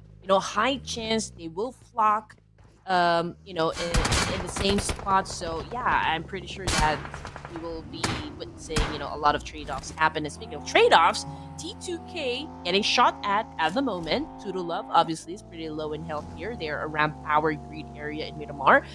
They're inside the vehicles, and I don't think they will be taking the fight. I mean, it's too early. We are just at stage 2 here, ladies and gents. We are in the stage number 2. Some majority of the teams, I'd say, they have entered the stage. They have entered the circle. But yeah, so once again, in 50 seconds, the stage number 2 is also going to close. And judging from the Miramar side, all the teams, majority of the teams surviving into like even the stage number 2, that can only mean one thing. We're in for a chaotic moment. The moment the circles shift towards the stage number 4, the stage goes to the stage number 4, every single one of these teams, if they don't fight it right now, they're going to be up against each other's faces. And no matter how you look at it, someone or anyone from that point onward is definitely going to get eliminated. So you have to be very careful on whatever you're going to do right now. You want to take the fight, you want to be into the safer side, do it right now, because you might not get that chance to rotate yourself into the safe premises if the stage and the number of the teams stays the same. Stage closes in and the number of the teams stays the same, in fact, right now. One thing I am absolutely sure of is that you cannot play PUBG being all passive all throughout the matches here. I mean, there's definitely a need for you to bag a lot of elimination points just to make sure that you will climb up ranks or even stay at the top ranks, in any tournament that we speak of. And in PUBG, you just have to seize every opportunity here. I mean, if you have a chance to bag some points here and bag some LMs, you definitely need to do that one. It depends, right? I mean, if your objective is to score a lot of points from the Oh. get-go, then that's absolutely what you need to do. But if you need to stay passive and maybe just, like let the other teams battle it out first before you get into any engagements here, and then that's what you should do. It really depends on what kind of tactics you have in store for us. But in Miramar, there are times that high ground advantages is a double-edged sword. And let's check out what HAINA Esports is going to do at the moment here. He just threw a nade here, but they're coming after him, and well, one of them is currently knocked down on the ground. And Pekka, what are you going to do in this situation? Are you coming after your teammate? Are you going to avenge that teammate? Or are you going to reposition yourself together with the rest of the team? They're not gonna do that. That is for sure. But Slayer, I try to get some eliminations on the side, but the main question still remains: how well are you gonna be able to cement yourself into this top of the mountain position at this point? Because Slayer, your position is revealed. The moment you're gonna get into the car, try to get out of this premises, your car, you, and your car tires, everything is gonna get shot at, and you lose any one of them, you're completely stranded. There is nowhere else to go than the lobby at that point. But T2K, wait a second, that's 2 down, 3 down, 4 down. T2K completely wiped out of the match from the hand of the team RG. What happened in the split second? We couldn't even see the T2K try to defend themselves, but Team NEPX, once again, they're getting some shots. They're getting some confirmations on the sides of their engagements as well. So far, they're the team that are on the top of the leaderboard of the overall ranking. 18 points, ladies and gentlemen, so far. Mystic is right behind them. MTD, the moment they are going to get some more eliminations, they're instantly going to be on the #1 position, even though if they're on the same 18 points position. But NEPX, right now, what I can totally assume from NEPX is they're hungry for more elimination, hungry for more elimination points. Man, it's heartbreaking to see T2K not really performing well. I mean, during the PMGO, there were a lot of hearts that got broken as well because they weren't able to get into the main event. It was NEPX who actually represented the whole of South Asia and, of course, Nepal. But, again, we don't know what's happening behind closed doors. But obviously, for, the performance right now coming from T2K, something needs to change. They have to pick up the pace. They have to make up for the lost points here. And, I think we have less people from the audience expecting them to be, one of the first teams to get the boot out of Miramar. But again, I guess this is just day #1. There's still a lot of things that can happen. There's a lot of stories that's still yet to unravel. So perhaps we will see some sort of redemption coming from the side of T2K. But from the kill feed here, ladies and gents, Mystic, Ono got shut down on the ground, bleeding out there in the open. No confirmation just yet. It has been taken out completely off of the game here. But we're looking at LOD Nexus. They have a warehouse all to themselves. But just look at the amount of teams in just one spot here, Torix. So it is going to be catastrophic for most. Catastrophic might be the right word at this point because 14 teams and stage #4, this small of a radius, and even on the mini-map, you can see 4 teams. You never see 4 teams in the same mini-map unless it's the 6th stage. So, True. judging from that, oh my god, it's definitely going to be a chaos at this point. But AEROMACY official, 3 eliminations so far. The only 3 that they got early on against Team OPZ. Those are the elimination that they have so far. Aside from that, they went for a a stale moment for some reason. I think they went a little bit of passive, but oh my god. Okay, you are more than okay at this point. From this angle, you can not only see the players of HAINA, but you can also shoot at them. He did a lot of damage on them, but not enough, unfortunately, to get that knockdown. You just need a single knockout. The rest of the team can actually go for the aggression. But the main question is that the team is also down to the very last guy. JUTTI squad is down to the very last guy. DRS working and fighting against the teams as well, getting those eliminations. That's the 3rd elimination. LHC, they have been eliminated. There we go. 3rd elimination. 30 points so far for the DRS. But Syndicate right now, once again, close to the premises of the teams. The fight can ensue at any time. WE versus RC. It's happening. It's happening in the every single team is going up against some fights one way or another. I just wish Woke milks that spot. You know, I wish he can get a lot of points back in the angle where he is currently staying at, because they're down to their last player. So okay, so enough, Andy. Me and my big mouth as well. Okay, so that is it. You know, that was the end of line for JUTTI here, coming out at 13th, if I'm not mistaken. Now we're looking at DRS bagging for elimination points. We've got example here, not down on the ground, but I'm not sure if there's still time for him to get picked up, because, well, DRS might have a collision up against NEPX here. Woohoo! Spicy. This is the spice that we were waiting for. NEPX, the last match.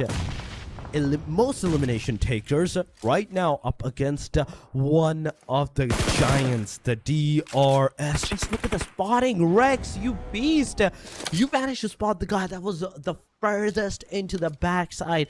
You got some shots on towards the players, made sure that he knows that you're looking at him. Do not show your face no matter what you do. But RC, they also have that one elimination to their name.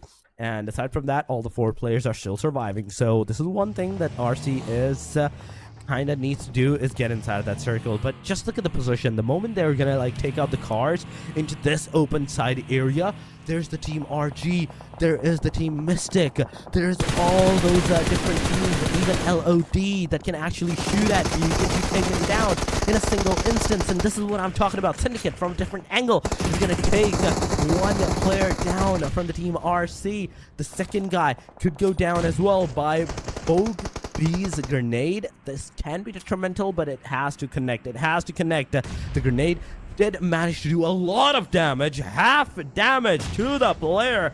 He's on the 50% HP side. Second grenade on the same premises could it mean that a knockdown might be coming.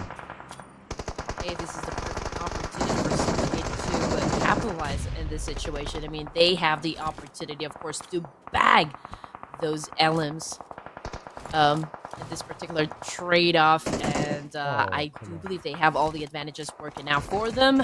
But where is the backup? Okay, there's the backup right now, because I believe they are about to manage 2 teams here. And coming off the kill feed, it's LOD as well, having an exchange up against RC. So again, we see a lot of callers down there in the mini-map. So there's the edge of the circle here. This is going to turn into a bloodbath, definitely. You need backup? I'm backup. No, you're not at this point. So, one thing all the teams have to do is be their own backup. That's what I can say. Every single player needs to be their own backup, because judging from the fact this is the stage number 5, the radius is super small. If you're not looking at your own angles, like all the 4 directions, you're not going to be able to survive. This is the main cautious thing that you need to do right now, because the stage is super small. The teams are so much. There are so many teams where we usually see only 8-7 teams surviving. This is 12 teams, and the stage is about to close. 40 seconds only, and we're gonna go into the stage number 6. But here we go. Example has been made an example once again. He is knocked out. And NEPX, they're on business at this point. Delta cooking that grenade against the team ASD. Oh my god! The 2 teams that were hungry for the eliminations are right now making DRS a sandwich. This can be a sandwich position, but DRS, they know how to prevail. They know how to get out of this position as well. But Delta, Gyante, the only 2 guys are the only 2 hopes. Everything is residing on their shoulder as NEPX is actually pushing from the top side. Gyante cooking that grenade out, instantly getting that knockdown on one player. Confirmation is on its way, ladies and gentlemen. There we go. Rex got a confirmation, but Gyante, why are you not looking at your own health? That is the 3rd player down of the DRS, and down to the very last guy. Delta's position, if NEPX has even the slightest hunch of, okay, this is a car that should not be there, let's shoot at it, they can easily get Gyante, the last guy, in fact, down as well. Delta. it's a crucial situation for all of the teams here. Obviously, they're right at the edge of the circle, so Blue Reaper is also doing their job here, and it was a vulnerable spot to begin with for the side of DRS, but it was an essential nade coming from Giante. I think it bought them a little bit of time to kind of, recuperate from the situation and defend themselves properly. But given the situation, man, there's a lot of exchange coming from at least 5 teams here in this particular spot. We're looking at another team right now getting shot at by okay, so this is RC, okay, and now they're totally eliminated, which brings us down to just 9 teams remaining. And from this point on, we're looking at HAINA Esports here, Slayer on the screen, cooking up a nade here, throwing it up against a team, potentially shutting down maybe 2 or 3 more players. But this is such a hard angle to push because he's come from down below. He doesn't have any visuals at all. He doesn't. He doesn't have any visuals. The only thing that he can right now utilize is his instinct. But there we go. NEPX finally took down the last guy of the DRS as well. Delta is no longer into the game, and that means DRS is out of the match. 6th elimination once again for the team NEPX. RG on this in this match at the very least. They managed to secure 9 eliminations. This is a huge. But there we go. There we go. HAINA Esports. A single grenade is going to take 1 player down. The Molotov is there to do the damage as well, but not enough to get the players down. There we go. SHREEPECH, Esports, Guru. He was low on that HP. He managed to heal himself just in the nick of time. And once again, they are back on the 3-man that can potentially take the fight for themselves. HAINA Esports no longer have any kind of utilities to dump on against their opponents. VE, Doom, and RC. There goes a grenade. Doom can potentially take this first player down, but no, you're looking at the long picture, man. Look at the one that's closest to you. He's gonna take you down, instantly confirm you, and this is what I'm talking about. The moment the stage falls down to the short radius, you don't know if anyone's close to you or it's actually further away. You can be shot at any point, at any angle. So you have to be careful on every single ridge, every single corner, every single position that you can potentially present yourself into. Guru, once again, he only has the bandages down to the very last guy he is. The Molotov did hit him, and it's over. We NRC, that is another elimination for these guys. We are down to the top 6 teams in a short while. From 12 to 6, this is a huge jump. A lot of strategies will definitely come into play here, especially we're now down to the last few zones and, of course, down to the final 6 teams remaining. NEPX remains to be a formidable team here, toughest contender, I can say.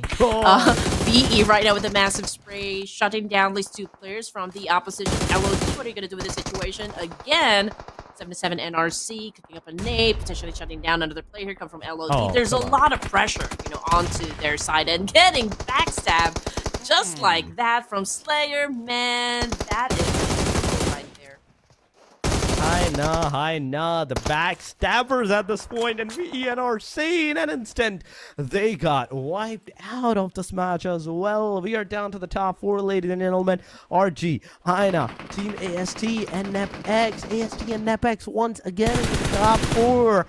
They are surviving. They are showing their true colors, their true potential in these matches. You can see them. 3 players from the team NEPX, 2 from the team AST, RG with the 4, and HAINA with the 2 as well. Royal GURKHAS, 11 elimination. This is a huge number. That is a very big number that a Royal GURKHAS has for themselves so far. AEROMACY, they only have 18% chance of securing that chicken dinner. NEPX, on the other hand, has 27% chance with a 7 elimination, 3 for Precious, 3 for Domain, and 1 for Mukesh. Mukesh is on this match is kind of on the fact that he's not getting a lot of eliminations like the last time. He managed to secure the 6th elimination. This time he's a little laid back, okay, team, do your work. I'm gonna do a really slow pace this time. But here we go. 4 versus 3 versus in fact 2 versus 2. The situation can go any way at this point. Okay, I'm looking at where NEPX is exactly. So they are on the northern side. They are going up against HAINA at the moment, and Precious get knocked down on the ground. 7 elimination points for NEPX here, and they have the high ground advantage, so it can be easy for NEPX Esports to eliminate the remaining players of HAINA. But HAINA's not really making it easy for the Precious. That's the confirmation that we have been waiting for. He's now out of the game, and that is it as well for HAINA. That was the end of the line, and Royal GurKHAS Esports definitely capitalizing on the situation. They do have the chance to do a third party here up against NEPX. Of course, the strongest team for this round, but now down to their last players. So maybe Royal GurKHAS Esports can now seal the deal and maybe get the chicken dinner. I mean, they're just making it rain nades.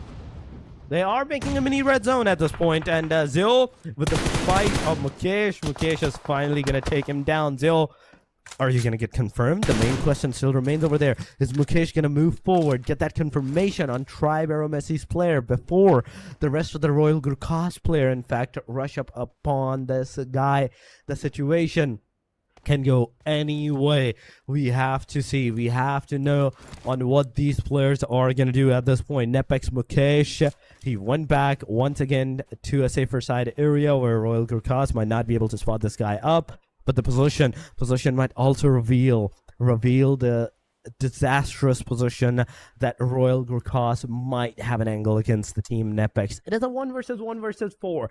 You can already tell Royal GurKHAS has the chicken in their very clutches from this point onward. It's just a matter of factor of time of when and how. Is ASG's going to be that team that's going to stay on the hashtag number 3 this round? Or is it going to be NEPX? This is the question. So far, NEPX is just waiting for the Tribe AEROMACY's player to like bleed out, get eliminated. Ooh. But oh, come on! That elimination has been stolen! Nice. But NEPX, Mukesh, you beauty! He shows why he has secured those 6 elimination into the previous match. With the spray, with the angle, with the precision he's showing against the team Royal GurKHAS player. Now I can actually say that even Royal GurKHAS might not be safe from the wrath of Mukesh. Come on, let go. Boom. Oh man, Mukesh is definitely going at it. I mean, it doesn't even matter if he's the last player from NEPX. He is dancing it out. 2. That was a 2-piece shutdown. Unfortunately, that was a great follow-through coming from Royal GurKHAS Esports. But again, the importance of not playing their cards right. They have all the advantages working out for them. But that was beautifully done. Valiant effort from NEPX Esports. At the end of this round, just because they have all the advantages, Royal GurKHAS was able to get the job done, therefore securing a chicken dinner for match number 2 in Miramar. But everyone, all of those 3 teams that remained during the end game, oh man, phenomenal performance, I can say. Phenomenal performance? Oh my god, this is a one-in-a-lifetime performance that you are gonna see. The way he just took down 2 players out in the open, that was amazing. And NEPX almost had it into their clutches. Only if the player had a slight more HP, he could have managed to like secure a lot for his team. But unfortunately, he couldn't even get those 2 knockdowns eliminations, as still, it is the Royal GurKHAS that's going to get that chicken dinner secured for themselves. An amazing start, an amazing end for the match number 2. And you can see in the highlights, the starting Tribe AEROMACY, the axes, the machetes, all those stuff that happen. That was brutal. I have to say that was brutal for a while, but it's part of the game.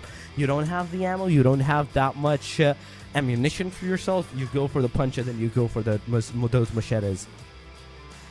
Yep, you're absolutely right here. Just would want to point out, of course, the remaining teams that we've seen just moments ago. You know, HAINA Esports, they didn't really have like quite a good run in Erangel. In fact, you know, they were taken out of the equation empty-handed. They weren't able to score anything. So this is quite an improvement coming from HAINA Esports side, because even though they weren't able to bag the chicken dinner, at least they were able to put some numbers on the board. And there's Tribe AEROMACY as well. It was a double-digit elimination a while ago in Erangel.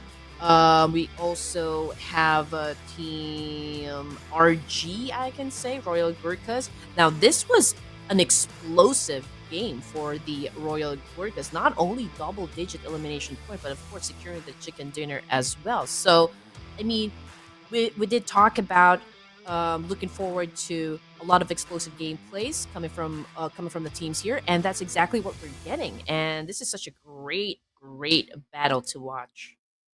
This is actually a great battle to watch. Going with the Royal GURKHAS individual elimination, we can see 3 for Psycho, we have 3 for Krish, then Arc. He comes down with the Arc, showing us 10 elimination individually with 1436 damage, 6 knockouts on the way, and 62% of the contribution for the team. Once again, there is a guy in the top 4s of the Winner Chicken Dinner team that did not do any kind of eliminations, just the damage. And this time around, it is RGX's Mamba. 331 damage, 0% contribution with survival time of 25 minutes. And this is huge, even though, sorry for that, even though you did not get even a single elimination point for yourself, you still managed to survive Yeah. 25 minutes. And this is a very big thing. I mean, you mentioned a while ago that you need to be able to carry your own weight, Yeah. especially in crucial situations, just like what we've seen moments ago, right? If you can be responsible for your own self, right? I think that would be the most effective thing that you can do inside the battlefield. I think that's one of the best recipes to have in order for you to always secure a chicken dinner. But then again, it's not always easy to pull it off, right? I guess, at times like this, at this point in the competition, Torix, I believe you need to be really flexible. Like, the roles have totally been non-existent. You need to be able to do everything when you're part of the team. And speaking of, like, really being aggressive, I mean, Arc obviously had an explosive match here, 10 elimination points all by himself. Oh man, I mean, this guy not just have a killer instinct, but he can transform into John Wick here. He's not just pulling his own weight, but the weight for some of his team members as well. And this is something that the team has to work on to once again make sure the same thing that you said, pull their own weight. You have to make sure that you're pulling your own weight at this point, because if you're not, it's definitely not going to work your way. But here we go. We have the match summary: 60 elimination, 8,466 of the total healings, total knockouts of 58, 221 throwable use, 4 airdrops, 13 headshot, 11 revive, and 413 meter of the longest elimination from Delta side. Okay, this is what you call Miramar at its peak, 400 meters plus of a distance. Oh man, yeah, you're absolutely right. But we see the numbers decline just a little bit, not too much. I mean, a while ago we saw 236 for the amount of throwables used in the game. Now it's down to just 221, which is, of course, can still improve. Now, talk about the match ranking. 26 amazing points coming from the Royal GURKHAS, and now that is a lot. NEPX Esports coming in at second place once again. Okay, they have been denied a chicken dinner moments ago in Erangel, and now I feel like they're so eager and so hungry to prove themselves, to be one of the strongest teams coming from Nepal. And now they have set up for the elimination points. I feel like one of their missions for today is to really grab a chicken by its neck, which I believe we do have a high chance seeing that happen. The thing is, the teams are doing their level best. 26 points, and on the second page, you can see all the line for 1-1-1-1 for Killer Mountain, Syndicate, JUTTI Squad. There's the MTD Twisted, the team that got the best points in the previous match, the Chicken Dinner. Right now, they're struggling with just a single point. R3, RC32 with 1, T2K, OPZ, LHC with 0 points whatsoever. The only 3 teams that did not get the points are these 3 teams, in fact. But yes, this was the match number 2. This was the Miramar at its very best, I would say, because every team was on their very best behavior of the survival. of the fights, and you saw those 1v2 clutches, 1v3 fights actually happening even in this match. So we can expect anything from these teams at this point. I can totally expect the teams to like do a really decent performance from even in the next match, because the Sanhok, you're only going to have one match of the Sanhok whatsoever. So whatever the teams are going to do, we have to see what they have in plan, what they have in stock in the Sanhok match, because Sanhok will be that one crucial factor that might be setting the momentum for the second half phase of the game. I'm pretty sure of that. And when when we play in Sanhok, it's going to be a fast-paced game. There's a lot of ambushes that's definitely going to be happening. So it's a whole different gameplay, so to speak, compared to Erangel and Miramar. So what do we expect coming into the third round for today? Again, I mean, it's all about action. It's all about high level of gameplay. Just like what Royal GURKHAS actually did just moments ago, from the Miramar match.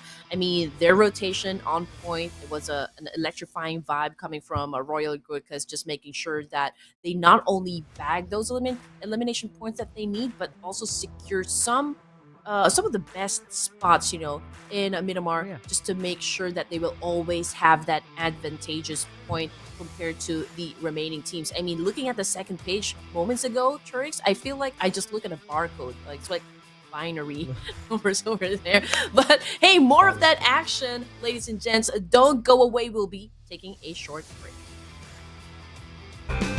Buildings, water, and cement are indestructible. During combat, you can create a hiding space for yourself and wait for enemies to come close to catch them unawares. If you're in an open area with minimal cover, try using a smoke grenade first to obstruct your enemy's vision. Then create a temporary shelter in the ground with a frag grenade before attacking. With a vehicle, you can exit it and attack it from a distance. After it explodes, use the terraformed ground and remaining wreckage to go after your enemies or rest. Head to Rondo now to experiment with this new feature.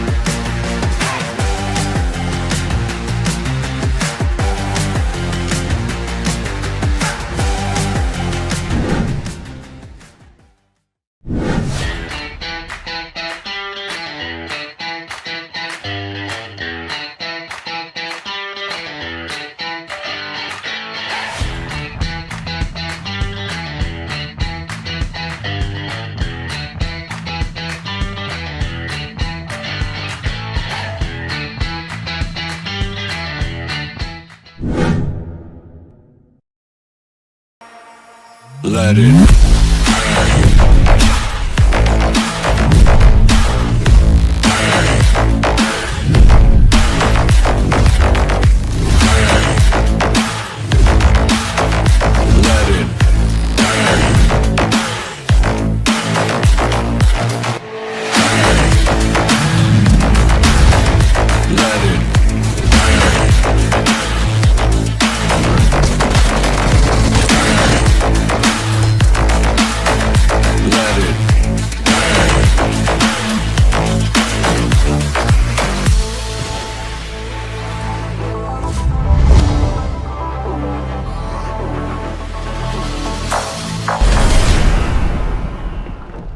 Great news! The Selection Lucky Spin has been completely reworked. Pick your own rewards. Enjoy massive discounts. Select total draw rewards. Increase your chances of drawing your desired items. Come take a look. Tap here and choose Selection Lucky Spin to go to the event page. This Lucky Spin event introduces a completely new draw experience. Choose items according to your preferences. To form your own prize pool. After making your selection, you get a discounted 10 draw that's only valid during the event. The draw costs only 300 UC. Furthermore, first daily single draws during the event cost only 10 UC. It's a super sweet deal. As you continue drawing, you'll get total draw crates. Different quality total draw crates require drawing different amounts. Reach a certain number of draws to get the corresponding total draw crate. The higher the crate's quality, the more valuable its rewards. Get tons of material rewards with a single 10 draw. Welcome.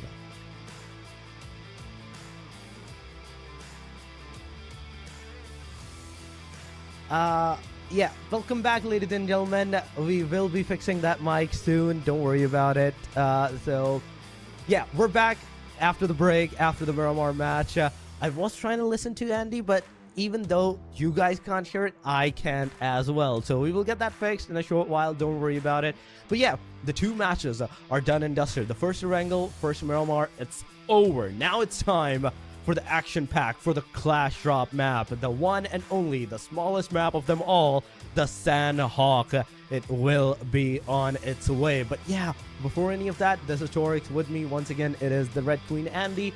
And yes, Sanhok will be the one crucial map that will determine all the players, all the, I'd say, pacing points for the teams, how well they have done in the previous two matches, the Miramar and the Erangel.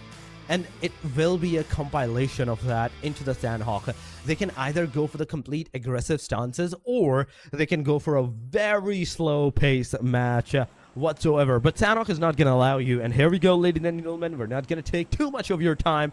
We're going to go straight into the match number 3. That is going to be the Sanhok. The plane line you can already see, but it doesn't matter. The plane line in Sanhok does not matter whatsoever. You can go wherever you want just by gliding from even one corner to the other corner. Even Shami right now, I'd say, is available for all of these teams. Camp Alpha is available. But my main question is still going to be, where are the teams going to take that Clash Drop? Are we going to see the Boot Camp Clash Drop? Are we going to see the Paradise Resort, Pine Non areas, or any of those campsite areas, the Charlie, Bravo, or the Alpha, where the teams might get into a tussle? But the answer to our question is the Boot Camp is the only place where the action is going to ensue, where the teams are going to take that fight. But I see T2K close to the proximity of the Team LOD as well. So the fight can actually occur in those premises as well. But Corey too? Wait a second. I'm seeing more and more action-packed areas as the players are like dropping, as the players are cementing themselves onto the ground from the air side. But right now, the only place that can actually have a fight, actually have an engagement, is the one and only boot camp area, whereas the team of VNRC is situated at. And I kind of want to see, who are they up against? Which team are they going to go against at this point? And it is AEROMACY, the team that is hungry for those elimination. They're the ones that are right now facing the knockouts on their side. And we do then have to see how AEROMACY is going to actually like hold themselves out of this premises, get out of this like situation safe and sound, because I have high hopes. Not gonna lie, the way that they have played the previous two matches, I have high hopes for them, and they are delivering those hopes. 2 down. That's a third one. Might that can go eliminated. That can go in a short while. Doom and RC. Minis also low on that HP. This can be a 4 versus 4 fight where Team VE is going to take one of the Team AST, but Team AST is going to take all 4 of them. But oh, there we go. Doom and RC is going to take the second one down as well.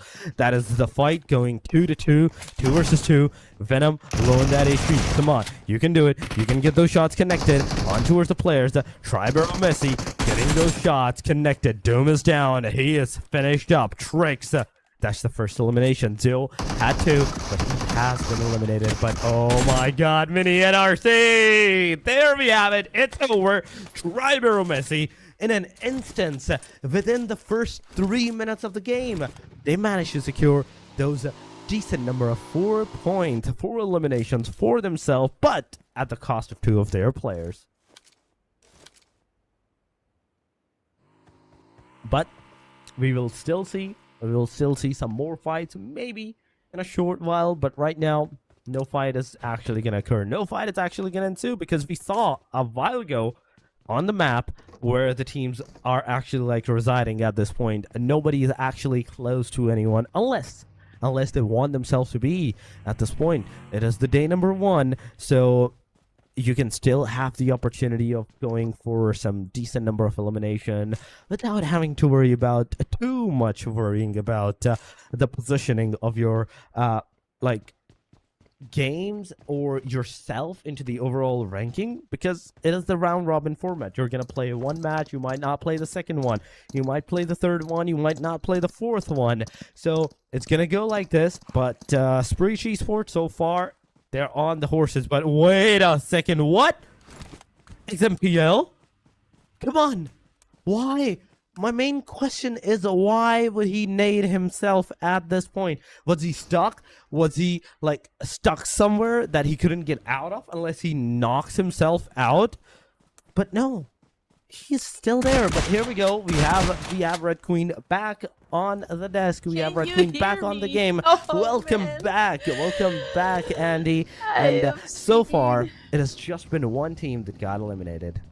I know. I have been waiting, and I have been looking at all of the trades that just happened moments ago. You know, it was an exciting one, and coming from the kill feed, I believe there's one that just got knocked down on the ground, coming from 4 death machines. And to tell you honestly, Torx, I was kind of expecting a lot of drop flashes to happen, especially in Sanhok, but it's a slow burn for me right at the moment. And speaking of slow burn, again, we're looking at T2K getting shot at by RLX Esports. It's a little bit far, you know, we got that distance on for T2K, but RLX is kind of hitting their target. So I do wonder if T2K will do a massive counter up against RLX and maybe score some point, or are they just going to pop off those smokes and reposition themselves? What could be the next best thing for T2K? The next best thing for the T2K is what T2K will decide for themselves. This is what I'm going to say, because they know better on what to do with their own self and their own positioning at this point. I trust them to have that judgment for themselves. But RLX, now, moving forward, once again, they're going to regroup back as a 4-man, but only has 1 car.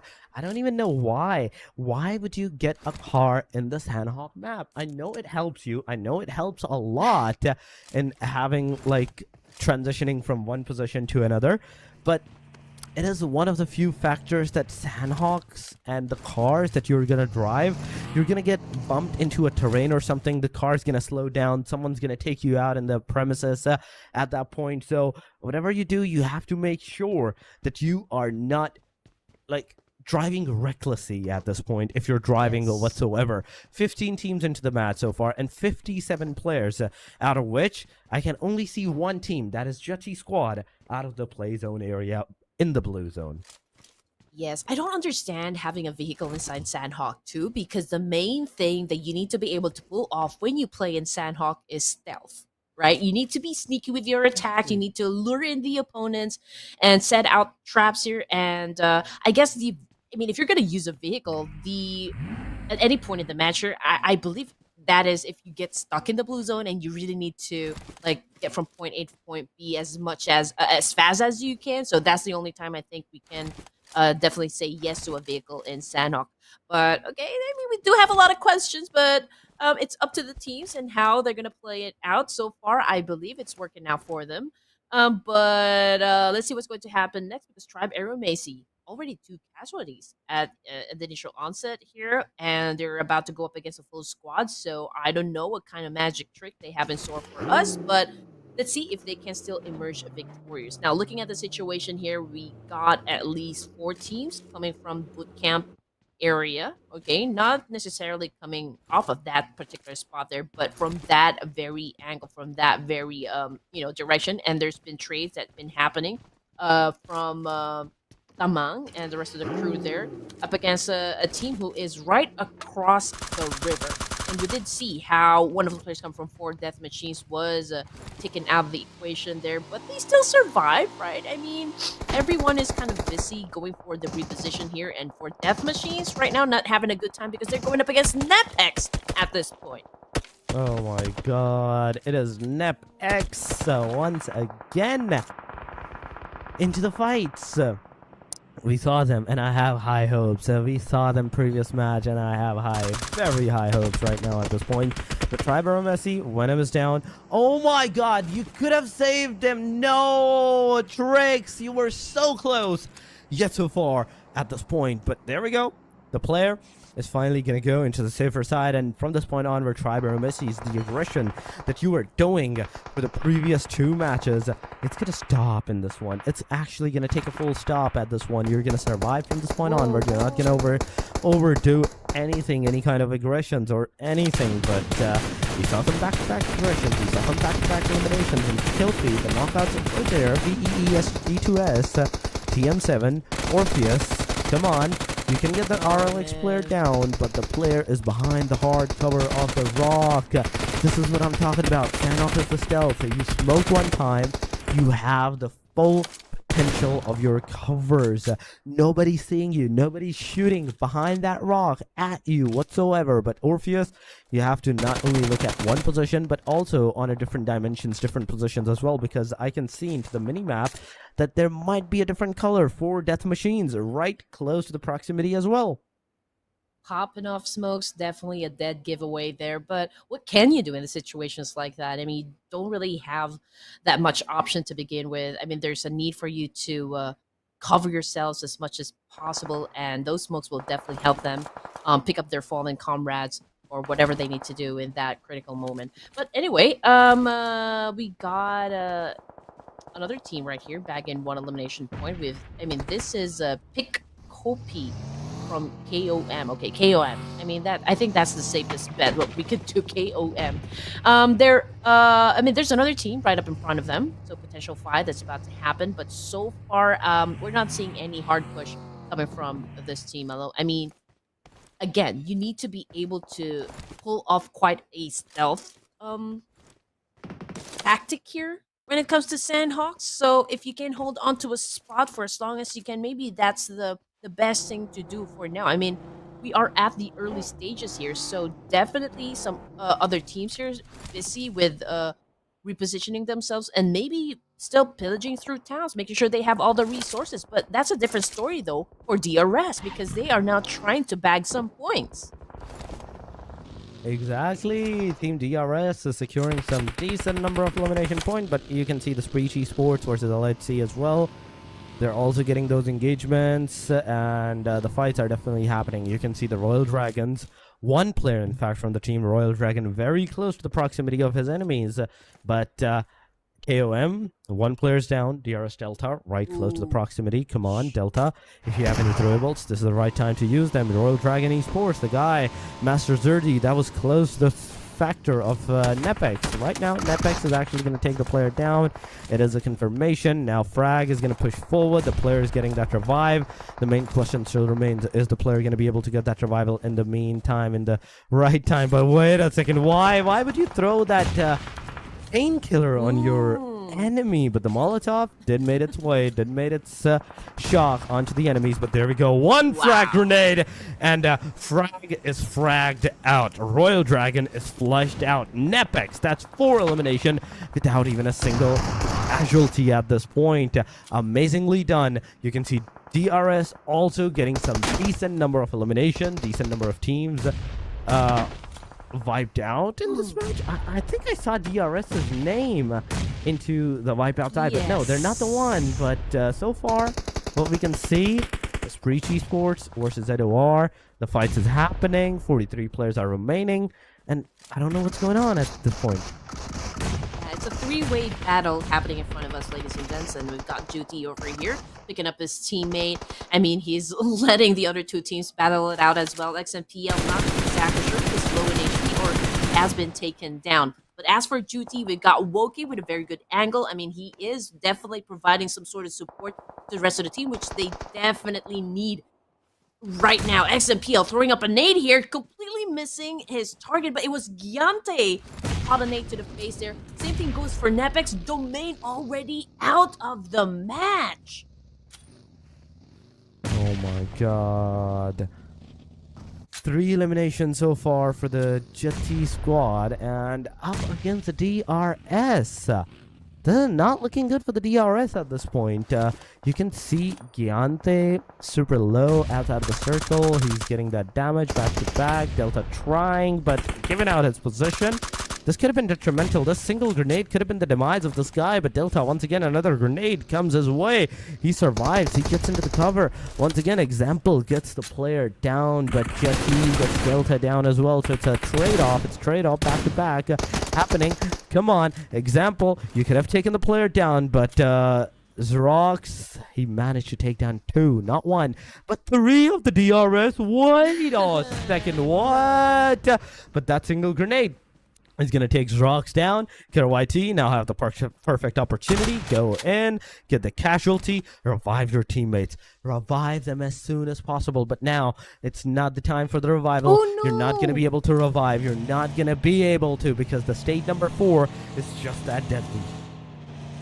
Oh man, okay, DRS definitely not having a good time here. I mean, it's a crucial point. There were a lot of teams that they dealt with just moments ago. You know, it's a back and forth trade, which is beautifully done by DRS. Although they suffered 2 casualties, the fact of the matter is they were able to emerge victorious from that. Clash was able to bag some points. I guess by now they need to be smart in everything they do from this point on, and just I guess just find a very good spot for them inside Sanhok where they can capitalize and bag more elimination points. I mean, there's still placement points that they still need to collect, so I guess that's where they should focus their energy from now on. You know, like Longevity still plays a great game here. Looking at RLX stage 4 in this match, 1 elimination point for the team. I think they're doing good. There's also a couple of teams that might head towards the same direction, but JUTTI squad just got eliminated from this match. So we're looking at 12 teams remaining, ladies and gents. We have 33 players remaining, but oh, wait a second. Destro. You did a decent number of damage on the player, but come on, look at the car. Look at the bike. Look at the bike. You can see it. You can shoot at it. Sana, you could do it as well. Dilla, come on. You're looking at the backside. I can see that, but 12 teams. There's still 12 teams. And this is huge. This is very huge at this point. If you're looking at this point, the momentum that the team has secured for themselves, Syndicate is one of the teams that gets fleshed out from this point onward. We are down to 11 from right now from this positioning, but oh my god, NEPX, you beast, you beauty! The sprays, the precision, the way these guys are actually getting those connections on the players. Oh my god, this is way too good. I know, right? I mean, obviously, NEPX's goal for day number 1 of the playoffs is to really bag a lot of elimination points. Not just elimination points. I mean, a lot of points overall, just to make sure they have enough buffer to get into day number 2 and kind of have that lead compared to the rest of the teams here, which is, of course, a very good tactic. I mean, if you do have that space, you know, that little space you can work on. If you have a bad game, I think, you know, that would be a great plan for them, because I mean, if you have a bad game and if you do have enough points, you know, to set up that lead, then it's not going to be a problem for you if, you know, like if you commit any mistakes from inside the game. But let's see. I mean, NEPX trying to get close to the fire here, but can they be like a moth succumbing to the fire? Because right now they're going up against KOM. Then again, they do have the advantage just because we're looking at the last player here. So I believe if NEPX don't necessarily go for that engagement just yet, then KOM has a chance to pick up his teammate and maybe just go to a safe place for now because it is not looking too good for them. It is not looking good for anyone at this point. I'd say everyone is kind of like in a pinch, one way or another. But oh my god, come on, Dilla! Why would you do that? Why would you be out in the complete open, just prone down against all the players? But try AEROMACY, I have to give it to these guys. Surviving with a solo player is a big salute to these guys. But RLX, they're going to take the better of him. It's going to be over for the players. There we have it. NEPX, LOD, KOM, VET, M7, RLX, RC, 4DM, and T2K. The only teams that are right now alive, that are right now surviving from this point onward. The situation is kind of not looking good for any of these players. You can see for Death Machines outside of the circle, no healing whatsoever. He's going to just give his elimination to the circle. The play zone is going to take him out. And right with this, NEPX in the circle. But for how long? Because the circle is about to take another shift. 4 seconds, 3 seconds, 2 seconds. Circle's going to go somewhere that might not be in the favor of any of these team members, any of these teams. NEPX, in fact, is not in the favor of the circle. 100 meters outside. RLX is also 123 meters outside. But the best part about all of this is, for the Team RLX, is down to 4 man. So is RC32. So is T2K. So is RLX and LOD. These 4 teams with a full squad have the potential to overturn anyone at any point. I mean, so far everything's working out for the side of NEPX. They have the momentum, they have the consistency, they were able to score a lot of elimination points, and now they're looking at, scoring potential LMs right up in front of them. And I mean, you're right. They don't have the circle for now, but I guess they still have quite a very good plan to execute just to make sure that they bag the WWCD this time. I mean, they have been consistent during Erangel and Miramar, performing great for us. So perhaps for this round, since the 3rd time is a charm here, maybe they can score the chicken dinner today. I mean, 6 elimination points, my goodness me. But enough of that next. We're looking at LOD Nexus. But unfortunately, LOD Nexus is not on the winning side. But hey, maybe Nexus over here, kiddo, can maybe pull off a clutch and be the saving grace. LOD. Oh my god, Nexus kiddo, you tried your best, but you couldn't succeed. LOD Nexus out of the match. We were so many teams into the game, and right now, as another circle is taking the shift, we are down to the top 5, ladies and gentlemen. RLX getting eliminated by the play zone as well. Another player, another team getting finished off. NEPX with a 7 elimination, 3 man still standing. The player can get that survival done on him, but he's out in the open, in the complete open. The situation can overturn on this guy if the smokes vanishes, if the smoke fades. VET M7 down to the last guy. I want to see where that guy is actually situated on. RC in fact 32, 4 man, T2K 4 man. So judging from the statistics side of the number of players alive, I can totally say both of these teams have the highest chance, highest probability of securing that chicken dinner. But you never know, NEPX. Even in the last match, NEPX did a very amazing job. So I'm not going to be surprised if NEPX is that team instead of all the other teams that might get that chicken dinner. But me and my mouth. And NEPX is down to the last guy, ladies and gentlemen. And in a single spray shot, it's over for them. VE, TM7 gets that final nail in the coffin. And with this, we are down to the top 3. 1 versus 3 versus 4 so far. I guess it's okay, it's not going to take a toll on them. With their amazing performance from Miramar and Erangel, that sets them apart. They were able to create that lead we were talking about just moments ago. And as for T2K, maybe this is the redemption that we have been looking for. The first 2 matches didn't really work out for T2K. In fact, there was only little point they were able to put up on the board. So now they have the chance to score the chicken dinner here. A whopping 37% that is.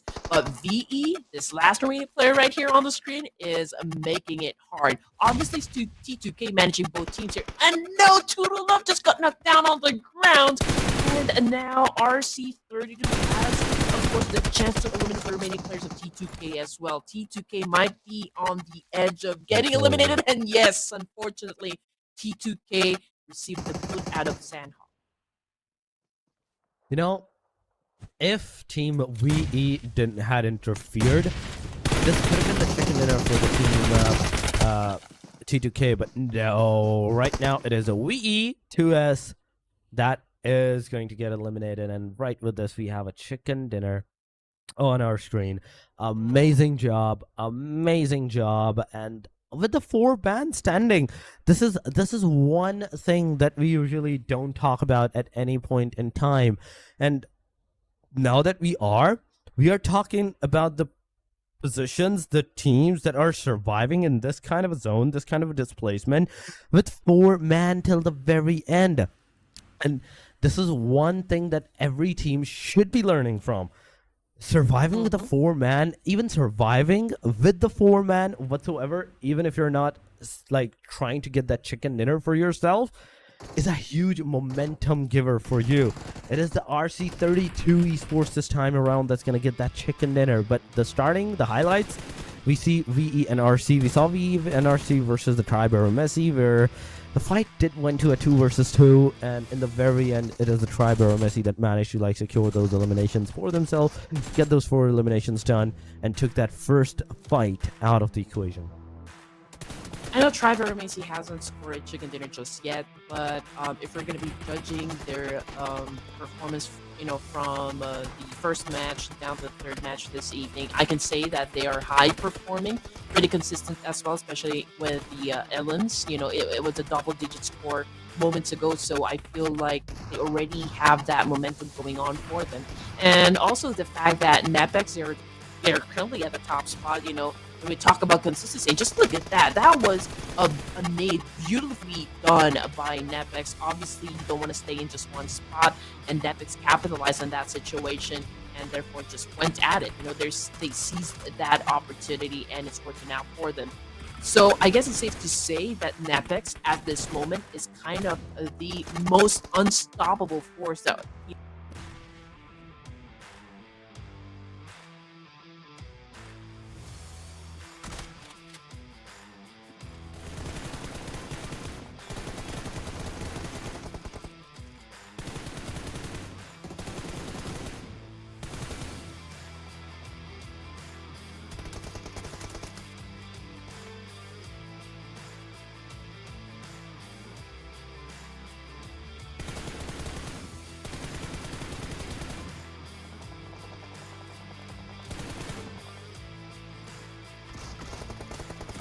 We are. With this match concluded, we are actually halfway done of the playoffs. The day number 1, there's only going to be 2 more matches. That is Erangel and the Miramar once again. But right now, this is the final moments. NEPX, RC32, they managed to secure those elimination against the T2K first of all. Then they managed to secure the VEE2S TM7 as well. So it's a back-to-back. Those elimination, those fights that happened, that ensued, and with this, RC32 managed to secure 4 eliminations out of all the eliminations that they could have got, and a chicken dinner on top of that. So 14 points whatsoever they managed to secure for themselves. Anish has 2, Classy has 2, and the rest of the players has 0 whatsoever. That is Sama, that is Ninja. So with this, even you can see Ninja with 0% contribution, 0% damage. So this is something very, very unique. But there we go. 22% headshot ratio, 70% body, 6% once again leg, 21 minutes of the survival time with 3 eliminations, 0 assists, 50% contribution, and 672 damage. Onto the player side, MVP, average data, and the player data you can see on your screen with the MVP average and how the player has done it. On top of that, it is a Rifa from the VETM7.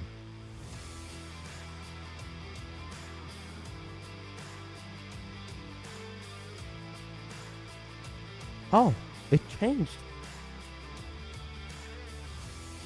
Ooh.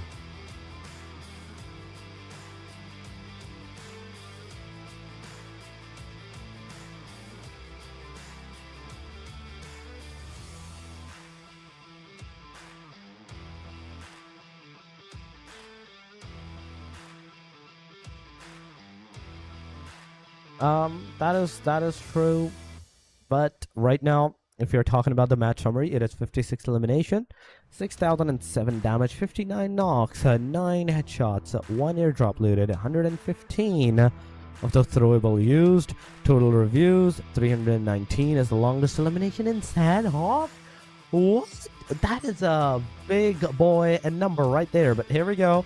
We have the match ranking, 14 total points for the team RC32 Esports.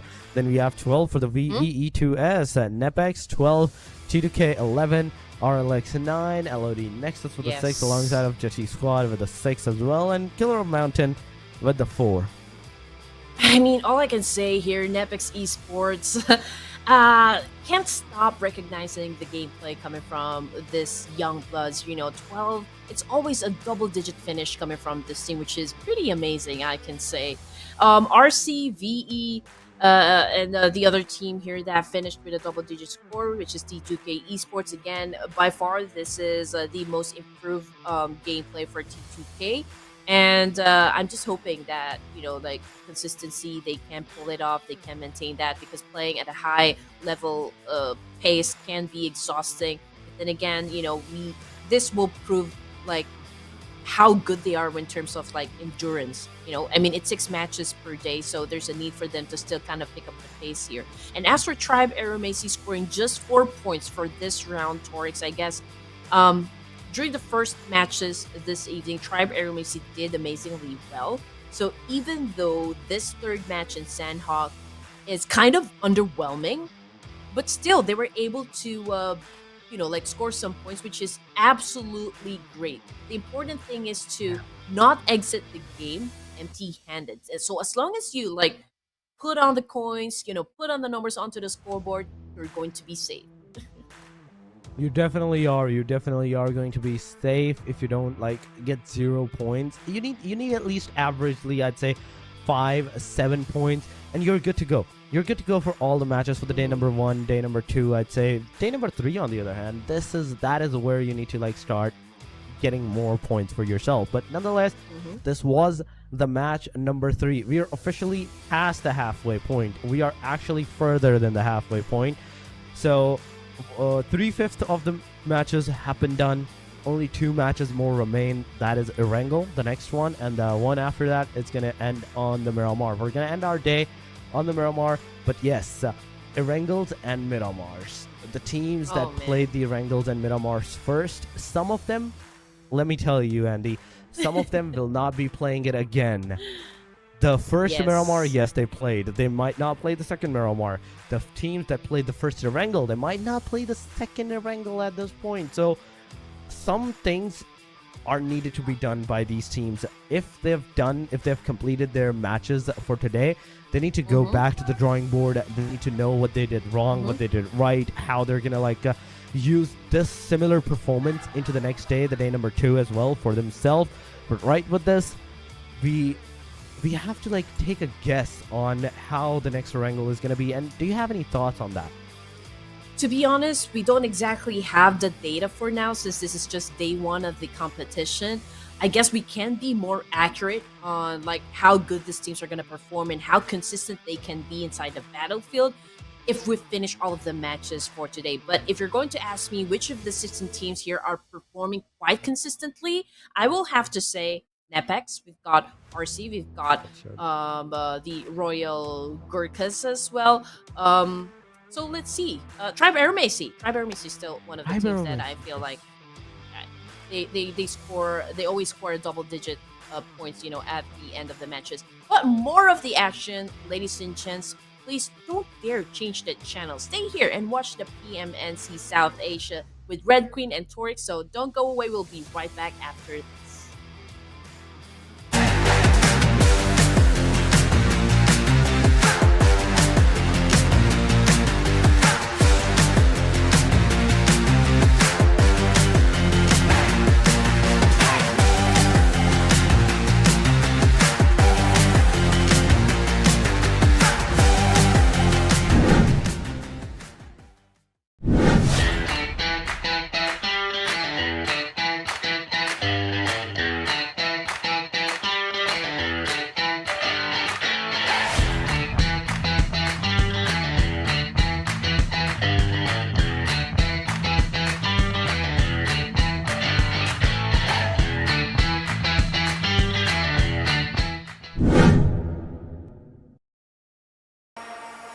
Let it. Let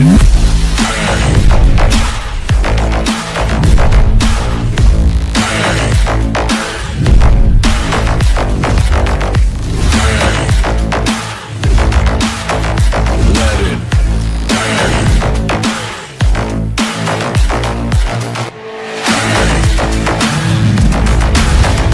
Let it.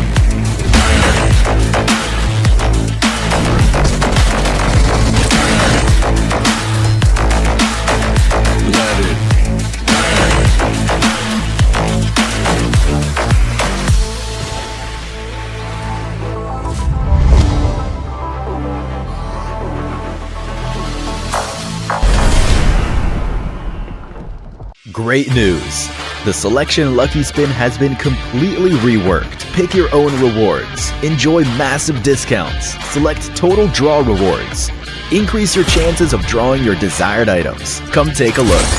Tap here and choose Selection Lucky Spin to go to the event page. This Lucky Spin event introduces a completely new draw experience. Choose items according to your preferences. To form your own prize pool. After making your selection, you get a discounted 10 draw that's only valid during the event. The draw costs only 300 UC. Furthermore, first daily single draws during the event cost only 10 UC. It's a super sweet deal. As you continue drawing, you'll get total draw crates. Different quality total draw crates require drawing different amounts. Reach a certain number of draws to get the corresponding total draw crate. The higher the crate's quality, the more valuable its rewards. Get tons of material rewards with a single 10 draw.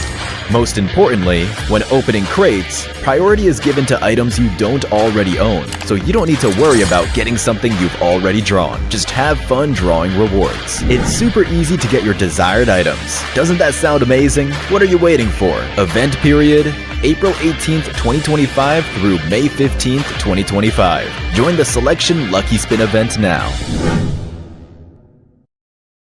Rondo is here. Are you overwhelmed by all it has to offer? In this video, we'll be going over one of its unique features. Rondo is much larger.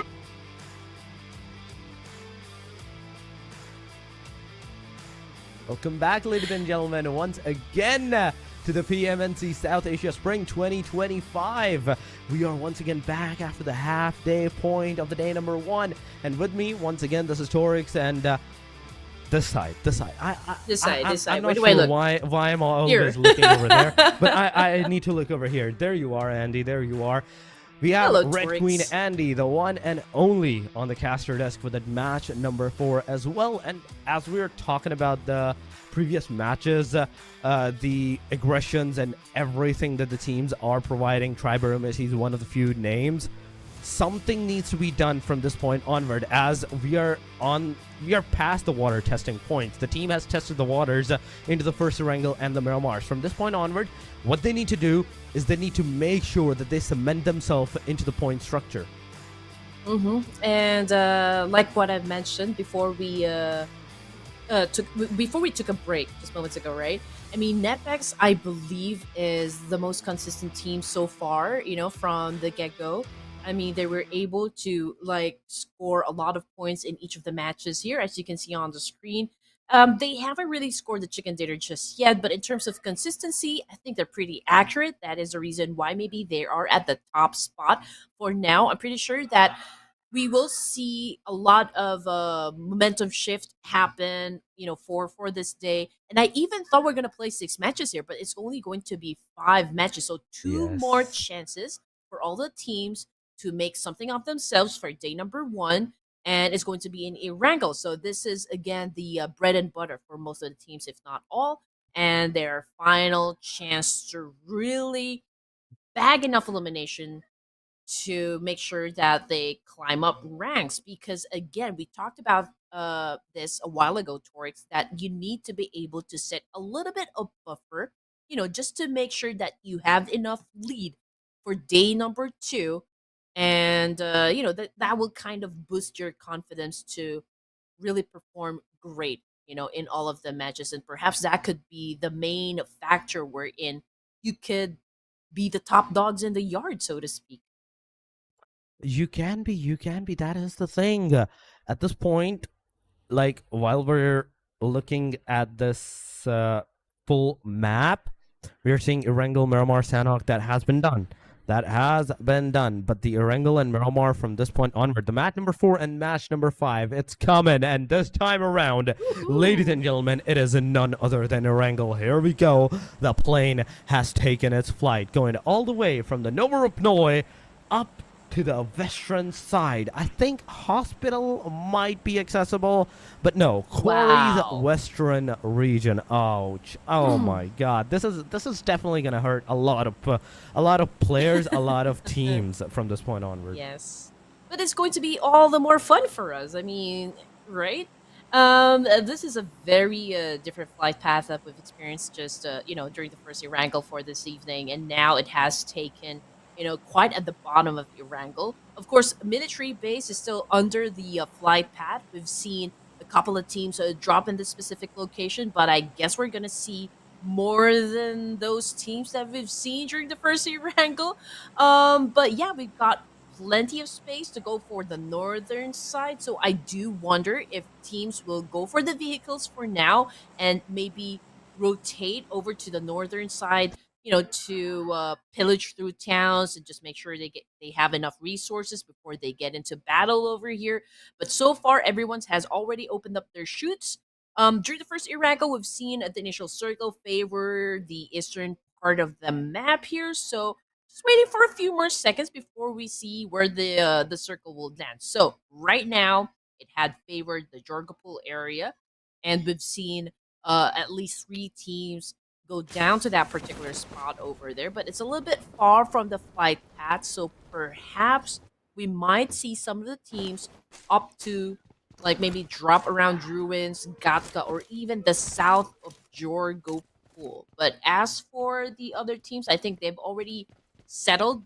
We've got a lot of teams over to the coastal part of the main peninsula. So let's see what kind of rotation we will be seeing coming from this 16 teams. And now, VE on the screen. There's still a complete squad here, but I do believe this is going to be quite a drop clash because Domain coming from the rooftop, making it rain of bullets, and was able to shut down not just one, but 2 of the players coming from the opposition. And now Mukesh is right here to back his boy up. Precious is going to be scouting the area and unleashing havoc at the initial stage of the match here. Wow, what a NEPX. I love the aggression that NEPX is actually showing in today's matches at the very least. And because of that aggression, they're actually on the top leaderboard overall standing. But oh my God, LXC, that's 2 players down. The third one trying his level best for the 1897 to get those shots connected on the players. But oh, come on. The player's going to go down from the window side and instantly is going to take down the third one as well. Now down to the very last guy. They're going to actually find him. They're actually going to go behind him to take him down. Let me tell you, Manko, you're the only hope. You are the one and only hope for the team, and the team that is killer of Mountain at this point. They're actually giving your position away as well. The guy that is knocked out, Mad Boy, he is providing your position to the team members of his, but Monko, he's low on that HP. Finally, 1897, will it work? Will it get those shots connected on the player? The answer is no. He misses everything, and it's over. LHC gets eliminated by the hand of Team Hang. The last hope didn't work out for him, so episode 4 just got shut down. Anyway, I don't know if you understand a reference, but if you're a fan, you're a fan. You know. 15 teams remaining here, ladies and gents, and again, we are just at stage 1, but we did kind of witness the first team to get the boot off of Erangel. Again, this is already the second to last match here, and of course, another chance for the teams to still make it happen. T2K, again, the first 2 matches was kind of underwhelming for them, but T2K was able to come back strong during the third match here, so I do hope they can bring in that same kind of energy back to the 4th round because they are going to need it. So for now, they are at Gatka, pillaging through the houses here, getting everything that they need before they get into any battles. They're having some sort of meeting here where it's like, okay, do you have enough resources? Do you have enough ammo? Do you have enough bullets here? You got DP28? Yeah, man, I got a DP28. I got a M416 over here. So we're kind of ready to attack. So we'll definitely wait for T2K to really have that confidence, I guess, to just maybe look for trouble here, because again, there's a need for them to kind of just take it up a notch. Yes, but what I'm seeing in this match is the way it was so aggressive into the first one. There is no aggression whatsoever right now at this point. 56 players are remaining. Yes, 15 teams are alive. LHC is the team that got early eliminated. Yes, but aside from that, you can see the rest of the teams, majority of them are Vich, 4 men, NRC down to the 2, but oh my god, as soon as I call out that the game is going stale, someone has to get eliminated. Someone has to go back to the lobby or the spectator seat at this point. But there we go. Team RC 32, they're getting back-to-back eliminations on their side. Down to the very last guy. Nedza, the only hope, 686 on the reload, and it's over. The player rushes in, gets that confirmation, and Syndicate with a 4 elimination on the casualty of one of their player.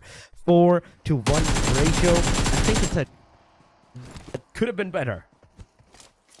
You know, you keep saying the only hope, and I was kind of thinking of this song sang by a girl, a very famous one. You're my only hope. But anyway, we're gonna go back to that in just a while, because we can see Mukesh here just having a rapid spray up against his opponents. But considering the distance, I don't think those bullets are definitely going to connect. But NEPX is about ready to go looking for trouble here, ladies and gents. Stage 1, but they're looking aggressive, bagging 2 elimination points now.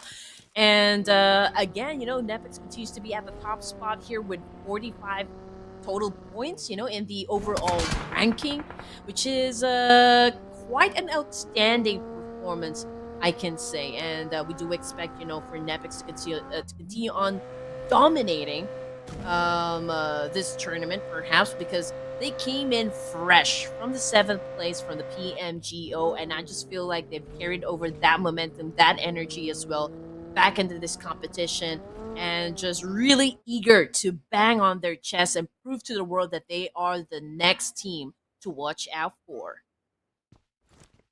That is actually true at this point. Everyone is very cautious. This is one thing that I've so far sort of that judged at this point, that in this match, everyone's playing very carefully. They're not over pushing. They're not over aggressing. They're not getting any kind of like overstepping moments for themselves that can put themselves into the harm's way. Yes, they are still getting picked off into the rotation sectors. But aside from that, you can see everyone is very cautious around their own areas because they know how the first Erangel went for them. And because of that, they were more cautious, at least in this one. But it is 14 teams, and the first circle is about to turn off. The 15 teams, in fact, and the first circle is about to like come down. DRS, they can take the fight against the team that is on the western side area that is still trying to get inside the circle. That is SYN, Sin. So the one thing that we can know for sure is the western side is not fully covered. Not outside the circle, outside the blue, not in the circle. Because you can see, even in the circle, there's 3 teams at the very corner of the western side area that at any point the fight can ensue. You're right. I mean, with this, we did call it out just moments ago, you know, during the flight path. I mean, we did see a lot of teams headed towards that same location. So I feel like they're just waiting for the right opportunity to knock each other out. And I mean, obviously they cannot leave this place without settling the score here. And so, you know, the fight is definitely going to happen. You can see that VE right now down to their last 2 players dealing with 4 death machines. And I feel like if they don't play their cards right, oh, this might be the end of the line for them, because they don't really have that enough advantage up against 4 death machines here. They're getting flushed out by by those nades. But let's see, maybe they can flip the script here, turn the tables up against 4 death machines, and maybe win the fight. But as for now, they're not moving at all. I mean, they're waiting for 4 death machines to actually come at them. But oh, with that knockdown from behind, it is not going to work out for the side of VP because, well, 4 death machines, they see what they're gonna do, and that's exactly what they did. That is, of course, to bag those elimination points. They did bag those elimination points for themselves. They're down to 13 teams. The team that is actually on the hashtag number 4, they got finished up early on in this match. NRC, I don't know what's happening to them. Only 10 points so far in the past 3 matches, and kind of eliminated in this one as well. LHC, just a single point. But OPZ, wait a second, after all those matches, there's still one team that hasn't even got a single point, and that is OPZ. I'm glad to see OPZ still alive and not being the first team, in fact, to get eliminated. So this is definitely a start for the OPZ. But what we need to know, what we need to see, is the fact that how Mystic is right now struggling outside the circle, how they're trying to get inside that circle as well, but the zone's closing in 18 seconds, 17. T2K on the Mount Everest just completely like cementing themselves into the position, and that is a good position, I would say, for them at this point, because judging from the fact that the circle was the western side corner, this Mount Everest might actually be the centralized position, and that is exactly what's going to happen. It's going to become the very building block, the very center position of the area, of the circle, of the radius. Now, what you need to do is get back all your players on top of there and make sure that nobody's actually closing in, even to your right, left, up and down, anywhere in the premises. Yeah, this is amazing. I mean, that mountain is definitely the focal point here. As for T2K, okay, I can say that they're in a very good spot, but the question is, can they defend that position effectively? I mean, it already came from you, right? There will be a ton of teams that will definitely head towards that direction, that will try to climb that mountain right there to make sure that they have a great vantage point as well. But T2K, they've already camped in that particular spot, but to defend it, it is a different story. It's going to be an uphill battle for most of the teams that will be coming from down below, and I'm pretty sure, you know, at the foot of that mountain, it will be bloody because there will be a lot of fights that's definitely going to happen. And we've got DRS on your screen at the moment. They know that there is a player from inside that house, but perhaps, you know, the hesitation is coming from, okay, are they a squad? Is there a team will lurk in the proximity? But then again, this is DRS, the real soldiers. They know what to do in this time of situation. So perhaps they're going after the teams that are right behind them, or perhaps they're going after the team that is camping from inside the house. But as for Syndicate, oh man, that is the end of the line. That is it. That is definitely it. Another team gets finished off. But MTD Twisted, 4. Come on. 2 players are down. The rest of the 2, they need to get inside that circle as soon as possible. 1 minute more before the circle actually closes in.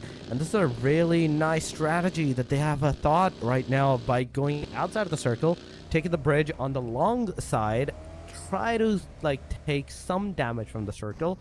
Because it's the stage number 3, you're not going to get a lot of damage on your side, so you're still good to go at this point. But 12 teams. The main concerning thing is 12 teams and the stage number 4 that is about to happen, that is about to come. And because of the previous circle, even the stage number 3 that had the Mount Everest as a pinnacle point, as a centered position, you don't have a lot of places to like cement yourself or hide yourself from all the various angles that can be used against you. HAINA Esports, 4-man, 0 eliminations, but NEPX once again hungry for the elimination. Mukesh closing in, getting those knockouts and those confirmation. That is the 3rd elimination that the team NEPX is going to have for themselves. Mukesh find a slight damage from the grenade. Man. It's just a slight damage, but once again, the circle is going to go to the Mount Everest side, slightly tilted towards the northern area where the 4 death machines are right now residing. They can easily get inside that circle. The containers are their friendly neighborhood for now, but Mukesh, you need to right now go fight against the Royal Dragons and take them out if you want to get out of this area unscathed. You know, T2K has been favored by the PUBG gods. Obviously, they need to capitalize on this situation as much as possible. They need to score a lot of points. You know, they have the best vantage point so far, so I do hope to really maximize that overall position. I mean, sure, you know, there will be teams headed towards, you know, like climbing up the mountain there to take that spot away from T2K, but they have the opportunity here to kind of just really go on a rampage and really score a lot of points. So I'm curious to see what kind of tactics we are going to witness coming from T2K. But as for the teams that will be coming from down below, I think before they can even get onto that mountain right there, oh, I mean, there will be a lot of trades that's definitely going to happen. A lot of back and forth situation from the teams. Now, NEPX, okay, continue on to be strong, but oh, that's gotta hurt coming from Suba of Royal Dragon Esports. So let's see if they can still pick up their teammate. But as for the side of RD, we're also looking at one casualty here. What? The fight is actually happening outskirts, you know, outside of the zone. Leave Suba here, but look at Kayla and Frag. They're actually pushing on the NEPX for some reason, and because of that, Frag got eliminated. Precious came in for the fight, but Suba got that elimination on him. Knockdown, it will be a confirmation in a while. Rex, Precious, both the players are right now down and eliminated. Domain, Mukesh, the only 2 guys right now that are alive. They're going to get out of this premises as soon as possible, as soon as they can. This is what I was talking about. You need to take down the Royal Dragons if you wanted to leave this position unscathed. You didn't. You tried to leave the premises, and you got scratched. Not only scratched, you got heavily damaged at this point, and the rest of the things, DR take care of that. Domain gets taken down. It is up to Mukesh. Mukesh is not going to survive. Killer is going to take him out, and NEPX with that is out of the match as well. A team that is on the hashtag #1 in the previous 3 matches is right now has been eliminated. Not that early on, but yeah, still early on. Oh man, that mountain is gonna turn red. So who's gonna paint it red? That is the big question, ladies and gents, because we still got 11 teams remaining for stage #4 here. So before we get back into the mountain of death, that's what we are gonna call it for now. We are seeing 4 death machines about to go up against RLX. RLX, I can say that it's not the best of spots since, you know, they're pretty surrounded by 2 teams here.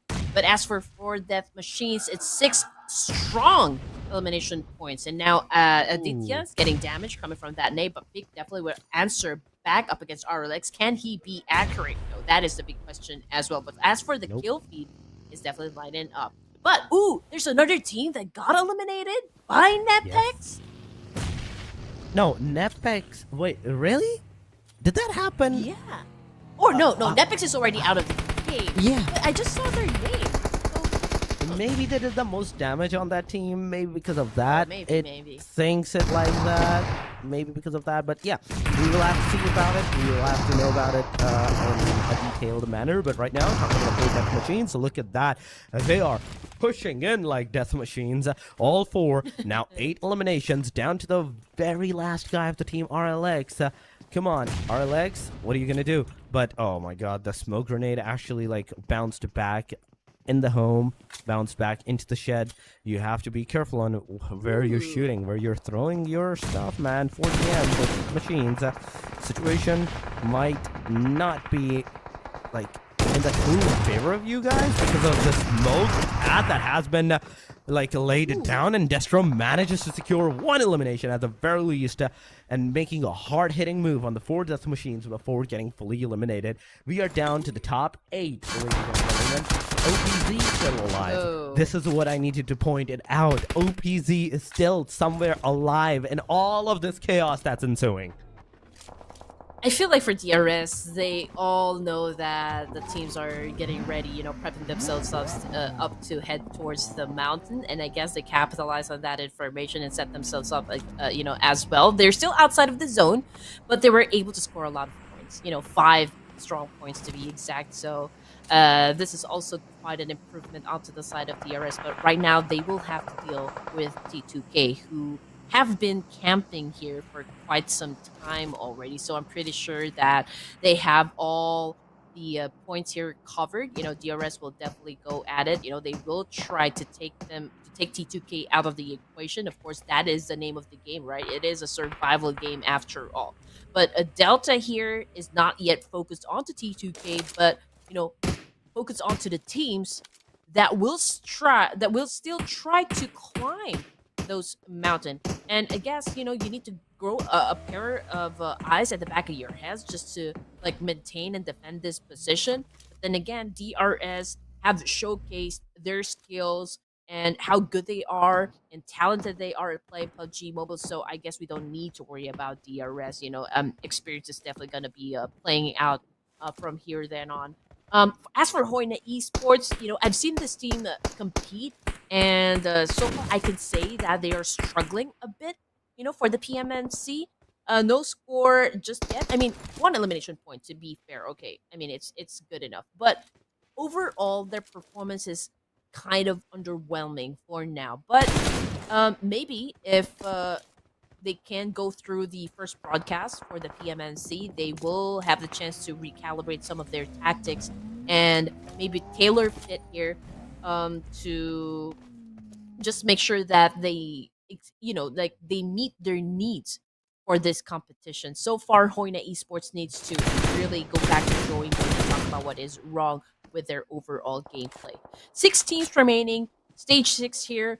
The zone, I feel like it's about to go down and leave the peak of the mountain here. From what I can assume, it's gonna keep the corner of the mountain.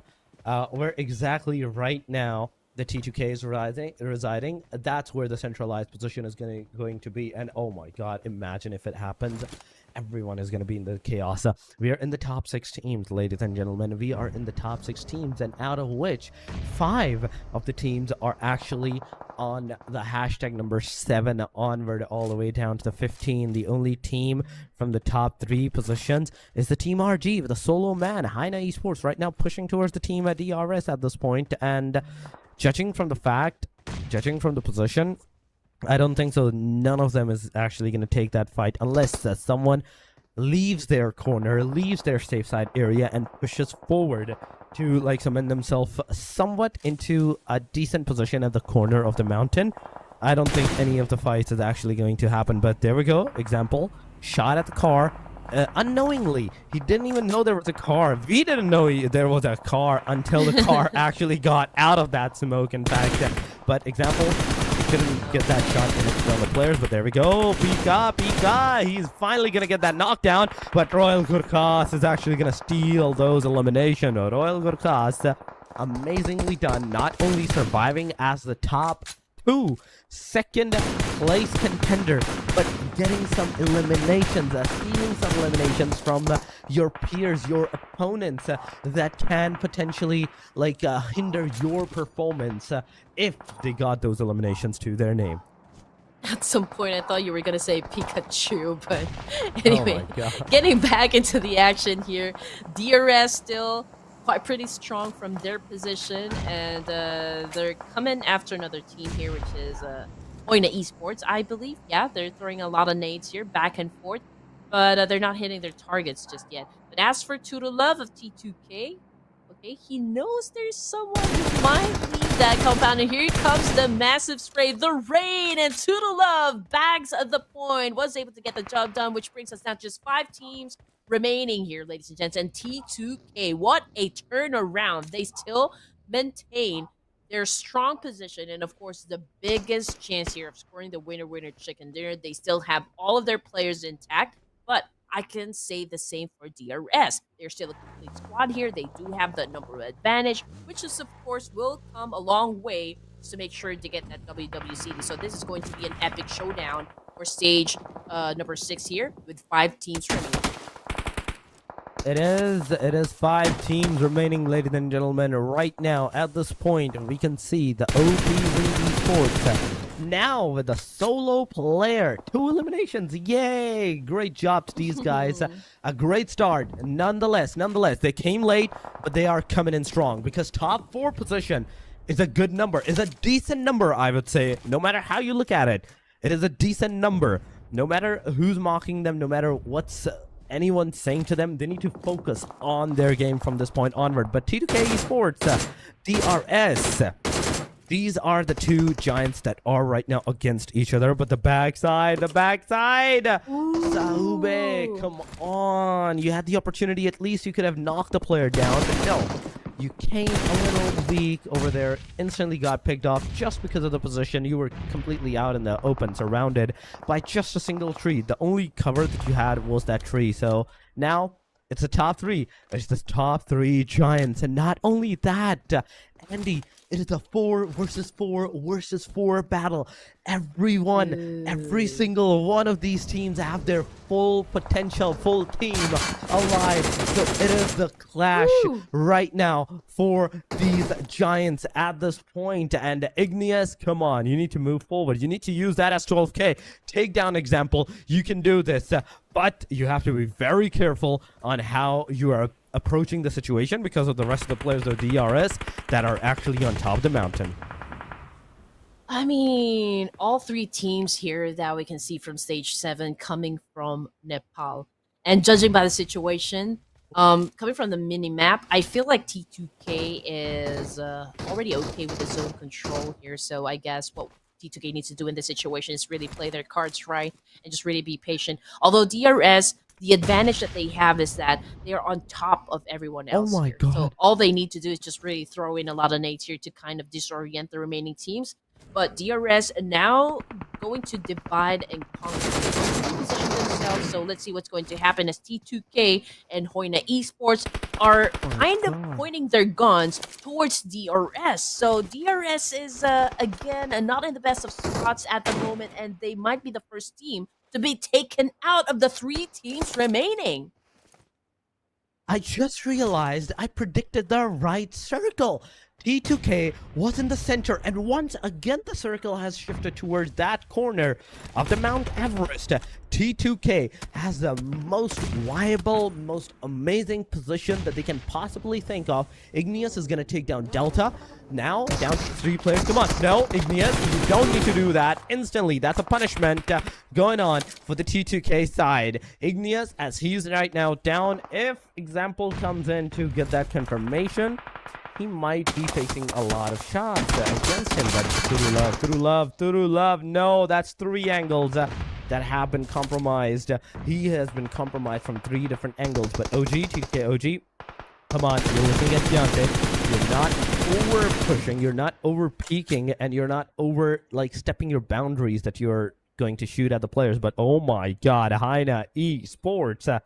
I would say let T2K just hold the position down, let HAINA Esports take down DRS, and then take down HAINA Esports as a third party, because that's exactly, I think so, what T2K has in mind. But Example is going to go down. Example with Deontay. Now both of the players from the TRS is going to go down, and in an instance, the fight has gone to a 4 versus a 3, out of which both parties has one of their players knocked out, and meaning this is a 3 versus 2 scenario. The players are giving out that survival. HAINA Esports is a full squad. Once again, T2K is a 3-man, but T2K has the high probability, the zone advantage, whereas the HAINA Esports, they will have to enter the circle. T2K can just hold down the fort whatsoever. But there we go, the random shots inside the smoke just definitely gonna hurt Ajaya. Now Ajaya needs to get into a safer side, take the fight from a different angle, different approach. Ajaya is at the very close vicinity of the HAINA Esports player, that is Nadzu. But look at the rest of the players. That is OG Igneous. They're outside, struggling from the blue zone. As they will enter, they will receive a lot of damage on their side. So one thing that needs to be done is the fact that how T2K is actually gonna hold their force down, how HAINA Esports is actually gonna take the premises from the T2K for themselves. HAINA definitely dictating the pace of the game here, ladies and gents. They have the biggest chance of scoring the chicken dinner. And there you go. Beautifully executed by HAINA Esports, eliminating two giants, T2K and a DRS, therefore securing the WWCD of the night here during the fourth match this evening. Whew, man, that was quite a convincing win coming from HAINA Esports. That is an amazing start. HAINA Esports did a really great job. I loved how the fact the top three contenders, the top three giants at the very end, they were all four-man standing. And from that point onward, everyone had the equal chance of like cementing themselves into the positions, getting that chicken dinner. So that was a three-way deadlock going around, and HAINA Esports came out strong. The way that they came out strong is an amazing one, and from that point onward, they got that chicken dinner. Going to the highlights, we start with our very first knockdown, the very first elimination. That is from the NEPX side. NEPX was that team that once again, even in this match, they were ready to take that bloodshed for themselves and give it to the other enemies as well, because the 4 eliminations that they managed to get at that early stage, then move into the LHC versus the Killer of Mountains. That was an insane fight too. Yeah, we've already anticipated the kind of gameplay that we're going to see coming from T2K. I mean, you know, we already know that the focal point of the circle was, in fact, that Gakka Mountain. And since they were able to like get to that particular spot, you know, the first team that was able to secure that spot, that's exactly what they did. You know, they capitalized on that situation, maximized everything they could get out from that spot right there, and was able to get enough elimination points. Okay, they weren't able to score the chicken dinner, but you know, I feel like they did everything that they could just to make sure they remain competitive, you know, in this match, and they were able to pull off quite an aggressive gameplay coming from T2K. And as for HAINA, I mean, they just really waited for that right opening wherein they could join into the mix there. I mean, a while ago it was DRS who was like at the top of both of the teams there. They had the very good vantage point, but I feel like something went wrong, like a mishap of some sort. And HAINA Esports, they took that advantage as well and kind of delivered, you know, quite havoc of a gameplay. And I guess that was the very reason why they were able to score this chicken dinner, day number 1 of the playoffs at the PMNC South Asia. That is true. That is true. They were making sure that they took the advantage of all the havocs that were actually happening towards their areas. But I do love the fact that T2K Esports, even though till the very end, they gave a really good fight.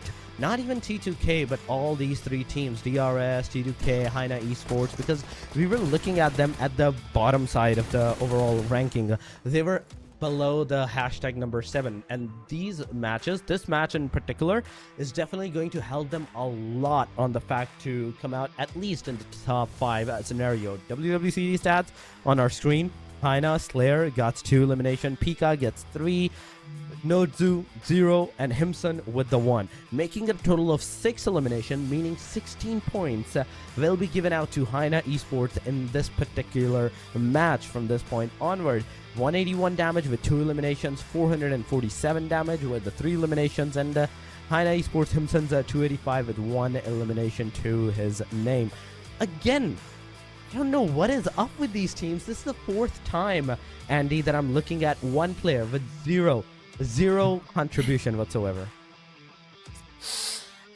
Maybe they're cheerleaders, you know. Like, I can't exactly imagine a team like having one player not really contributing to anything, but perhaps, you know, he is the one maybe looking out Responsible for heals. to, like, yeah, I don't know. Like, I mean, there's got to be something, right? It's not totally zero after all. I mean, in order for them to pull off quite an aggressive gameplay, I mean, everybody needs to do something. So perhaps, it was that full support. Maybe he wasn't able to get the chance to really go up against like a 1v1 situation, just like the rest of the other teammates. But again, this is just like the start of the PMNC. And so far, this is quite an indication about what's, the next to come, for the following days. I just know that it's going to be epic. It's definitely going to be a showdown coming from all the teams here. But when it comes to the throwables, this is what I don't understand. Because, like, moments ago, we've seen this number really go up, and now it goes even down. It's 189. So I do hope that we see some sort of, like, it goes as high as maybe 250 plus to 300, because that's what that's the magic number that we're looking for. As for the match ranking, 16 total points here. Coming from HAINA again, and then T2K coming in at second with 15. So this is a strong performance coming from Train to Kill. And we did say this a while ago that they were able to maintain that pace of the game. They do have that momentum right now, and we're about to get into the final round later on, Torix, and hopefully, T2K can maintain this kind of gameplay. I really hope that too, that they can maintain this kind of a gameplay.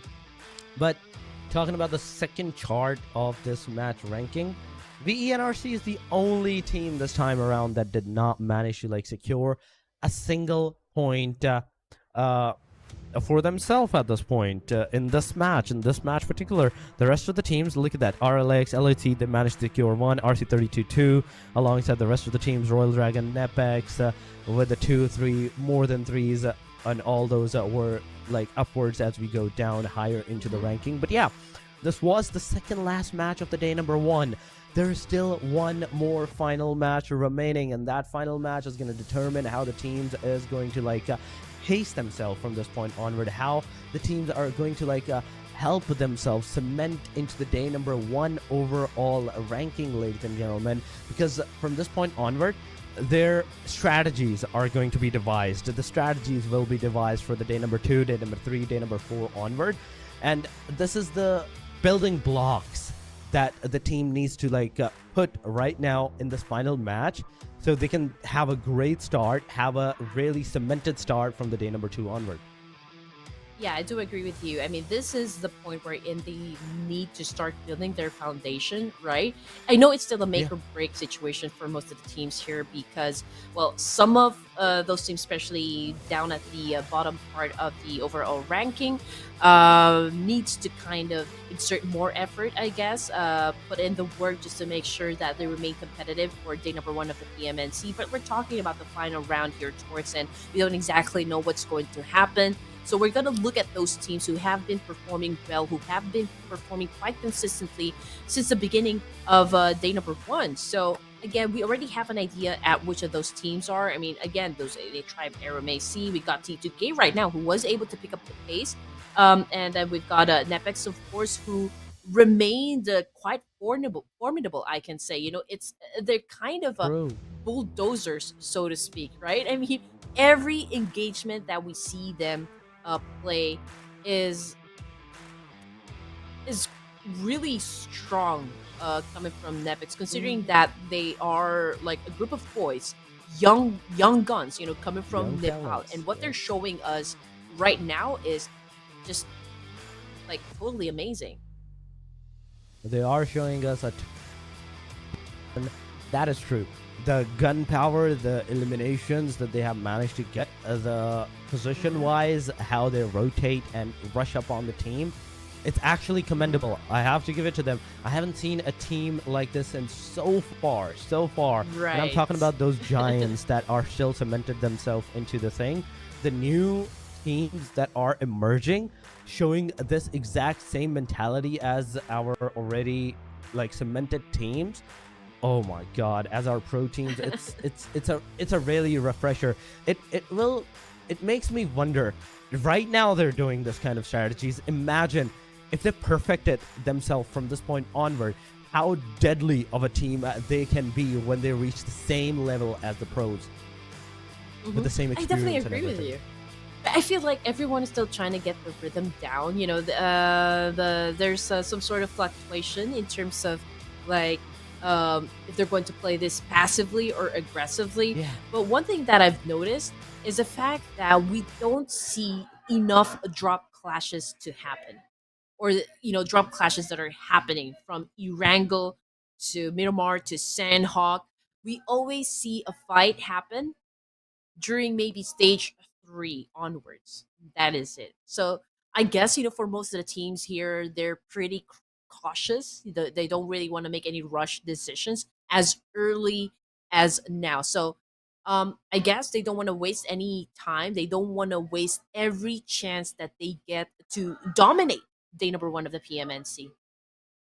That is true. That is true. But here we go, ladies and gentlemen. We're not going to take a lot of your time. What? We're going to take you straight into the very final match of man. the day. That is the Miramar match number 5. And the plane line, oh my god. The plane path is actually once again favored of the complete map, bisecting, I do believe so, the map from one corner to the other in an equal side. Oh my god. This is a beautiful... This is very, very, like, I'm amazed Kind. with this plane Kind. line. Now, Los Leon's accessible, Picado's accessible, San Martin, Hacienda, even El Pozo, El Azhar. Those areas are accessible for the teams. And on top of that, the La Cobreria area, the place where majority of the times we do see some clashes happening because it's the northern side. Teams tends to go over there to save themselves from the fights, and in fact that's where most of the fights actually occur. You are right. I mean, we're going to look at the usual suspects, so to speak. I mean, Los Leones, we can see 3 teams at least dropping in that particular spot right there.